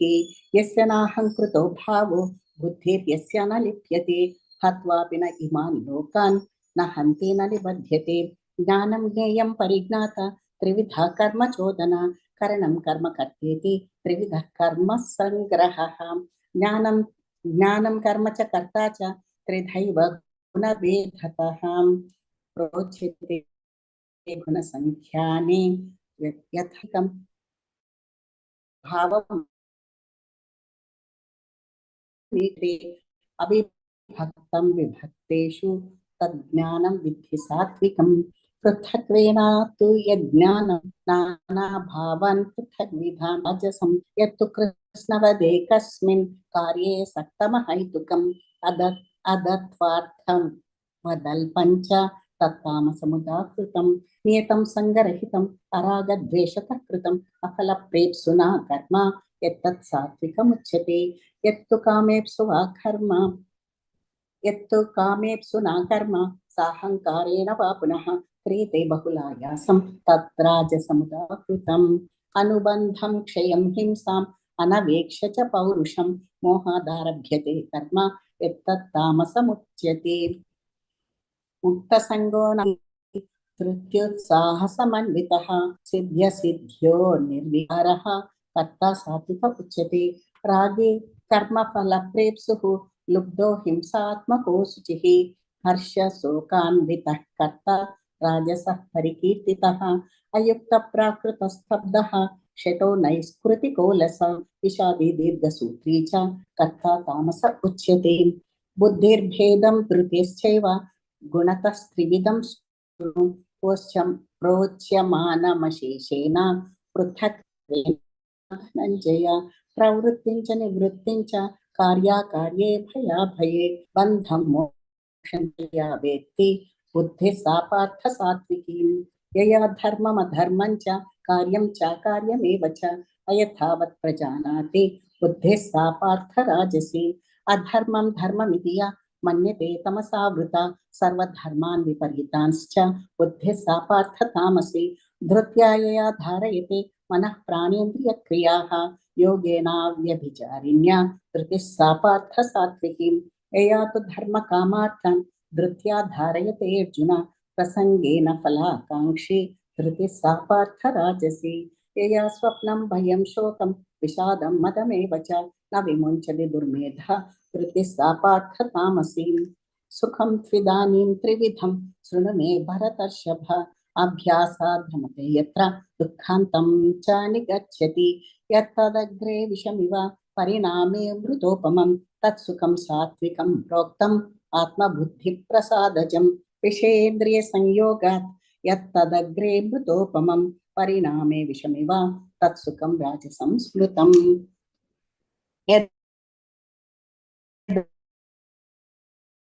बन्धे च सुखं मोहन तामसमुदाहृतं न तदस्ति पृथिव्यां वा दिवि वेदेषु वा पुनः सत्वं प्रकृतिजैर्मुक्तं यदे स्यात् त्रिभिर्गुणैः ब्राह्मणक्षत्रियविषां शूद्राणां च परन्तप विभक्तानि स्वभावप्रभवैर्गुणैः अन्तिराजवमेव च ज्ञानं विज्ञानमास्तिक्यं ब्रह्म कर्म स्वभावजं शौर्यं तेजोधृतिर्दाक्ष्यं युद्धे चाप्यपलायनं दानमीश्वरभावश्च क्षात्रं कर्म स्वभावजं कृषिगौरक्ष्यवाणिज्यं वैश्यकर्म स्वभावजं परिचर्यात्मकं कर्म शूद्रस्यापि स्वभावजं स्वे स्वे कर्मण्यभिरतः संसिद्धिं लभते नरः स्वकर्म निरतः सिद्धिं यथा विन्दति तत् शृणु यतः प्रवृत्तिर्भूतानां येन सर्वमिदं ततं स्वकर्मणा तमभ्यस्य सिद्धिं विन्दति मानवः श्रेयान् स्वधर्मो विगुणः परधर्मात् स्वनुष्ठितात् स्वभावनियतं कर्म कुर्वन्नाप्नोति किल्बिषम् सहजं कर्म कौन्तेय सदोषमपि न त्यजेत् सर्वारम्भा हि दोषेण धूमेनाग्निरिवावृताः असक्तबुद्धिः सर्वत्र जितात्मा विगतस्पृहः नैष्कर्म्यसिद्धिं परमां सन्न्यासेनाधिगच्छति सिद्धिं प्राप्नो यथा ब्रह्म तथाप्नोति निबोध मे समासेनैव कौन्तेय निष्ठा ज्ञानस्य या परा बुद्ध्या विशुद्धया युक्तो धृत्यात्मानं नियम्य च शब्दादीन् विषयान् त्यक्त्वा रागद्वेषौ व्युदस्य च विविक्तसेवी लघ्वासि यत वाक्काय मानसः ध्यानयोगपरो नित्यं वैराग्यं समुपाश्रितः अहङ्कारं बलं दर्पं कामं क्रोधं परिग्रहं विमुच्य निर्ममः शान्तो ब्रह्मभूयाय कल्पते ब्रह्मभूतप्रसन्नात्मा न शोचति न काङ्क्षति समः सर्वेषु भूतेषु मद्भक्तिं लभते परां भक्त्या मामभिजानाति यावान्यश्चास्मि तत्त्वतः ततो मां तत्त्वतो ज्ञात्वा विशते तदनन्तरम् सर्वकर्माण्यपि सदा कुर्वाणो मद्व्यपाश्रयः मत्प्रसादादवाप्नोति शाश्वतं पदमव्ययम् चेतसा सर्वकर्माणि मयि सन्न्यस्य मत्परः बुद्धियोगमुपाश्रित्य मच्चित्तः सततं भव मच्चित्तः सर्वदुर्गाणि मत्प्रसादात् तरिष्यसि अथ चेत् त्वमहङ्कारात् न श्रोष्यति विनङ्क्ष्यति यदहङ्कारमाश्रित्य न योत्स्य इति मन्यसे मिथ्यैष व्यवसायस्ते प्रकृतिस्त्वां नियोक्ष्यति स्वभावजेन कौन्तेय निबद्धस्वेन कर्मणा कर्तुं नेच्छसि यन्मोहात् करिष्यस्यावसोऽपि तत् ईश्वरः सर्वभूतानां हृद्देशेऽर्जुन तिष्ठति भ्रामयन् सर्वभूतानि यन्त्रारूढानि मायया तमेव शरणं गच्छ सर्वभावेन भारत तत्प्रसादात् परां शान्तिं स्थानं प्राप्स्यसि शाश्वतम् इति ते ज्ञानमाख्यातं गुह्याद् गुह्यतरं मया विमृश्यैदशेषेण यथेच्छसि तथा कुरु सर्वगुह्यतमं भूयः शृणु मे परमं वचः इष्टोऽसि मे दृढमिति ततो वक्ष्यामि ते हितं मन्मना भव मद्भक्तो मध्याजे मां नमस्कुरु मामे वैश्यसि सत्यं ते प्रतिजयान्ये प्रियोऽसि मे सर्वधर्मान् परित्यज्य मामेकं शरणं व्रज अहं त्वा सर्वपापेभ्यो मोक्षयिष्यामि मा शुचः इदं ते न तपस्काय न भक्ताय कदाचन न शुश्रूषवे वाच्यं न च मां योऽभ्यसूयति य इमं परमं गुह्यं मद्भक्तेऽभिधास्यति भक्तिं मयि परां कृत्वा मामे वैश्यस्य संशयः न च तस्मान् मनुष्येषु कच्चिन्मे प्रियकृत्तमः भविता न च मे तस्मात् अन्यप्रियतरो भुवि अध्येष्यते च य इमं धर्म्यं संवादमावयोः ज्ञानयज्ञेन तेनाहं विस्तस्यामिति मे मतिः श्रद्धावाननसूयश्च शृणुयादपि यो नरः सोऽपि मुक्तः शुभाल्लोकान् प्राप्नुयात् पुण्यकर्मणां कच्चिदेतत् श्रुतं पार्थ त्वयैकाग्रेण चेतसा कच्चिदज्ञानसम्मोहः प्रणष्टस्ते धनञ्जय अर्जुन उवाच नष्टो मोहस्मृतिर्लब्धा त्वत्प्रसादान्मयाच्युत स्थितोऽस्मि गतसन्देहः करिष्ये वचनं तव सञ्जय उवाच इत्यहं वासुदेवस्य पार्थस्य च महात्मनः संवादमिममश्रोषम् अद्भुतं रोमहर्षणं व्यासप्रसादात् श्रुतवान् एतत् गुह्यमहं परं योगं योगेश्वरात् कृष्णात् साक्षात् कथयतः स्वयं राजन् संस्मृत्य संवादमिममद्भुतं केशवार्जुनयो पुण्यं हृष्यामि च मुहुर्मुहुः तच्च संस्मृत्य रूपमत्यद्भुतं हरेः विस्मयो मे महान् राजन् हृष्यामि च पुनः पुनः यत्र योगेश्वर कृष्णो यत्र पार्थो धनुर्धरः तत्र श्रीविजयो भूतिः ध्रुवा नीतिर्मतिर्मम यत्र योगेश्वर कृष्णो यत्र पार्थो धनुर्धरः तत्र श्रीविजयो भूतिः ध्रुवा नीतिर्मतिर्मम ओम तत्सत् इति श्रीमद्भगवद्गीतासु उपनिषत्सु ब्रह्मविद्यायां योगशास्त्रे श्रीकृष्णार्जुन संवादे मोक्षसन्न्यासयोगो नाम 18 हरे कृष्ण हरे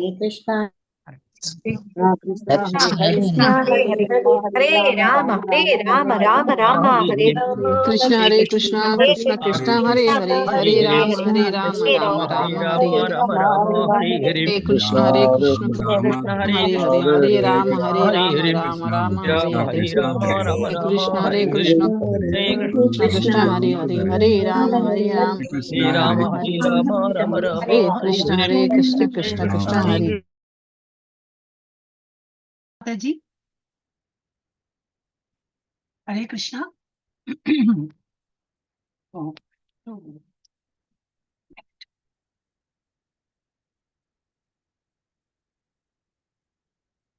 हरे कृष्णा कृष्णानी माता जी sorry I muted you When it's okay, Mataji. Hare Krishna. That word pronounced. Very nice chanting. Can you please say Thanksgiving prayer, Mataji? Thanksgiving note. Thank you all, Mata and Prabhujis, whoever have joined for this beautiful day's recitation of Bhagavad Gita. Happy Vijay Ekadasi to everyone. Hare Krishna, Krishna Krishna, Hare Hare. Hare Ram, Ram Ram, Hare Hare. We will all thank Namanishna Das Prabhuji for creating this platform for us to chant every Ekadasi. Shri Radha Govinda ki jai. Krishna Krishna Krishna Hare Hare Hare Ram Ram Hare Krishna, Ram Hare Ram Hare. Ram, Hare Can I end the meeting, Mataji? Yes, Mataji.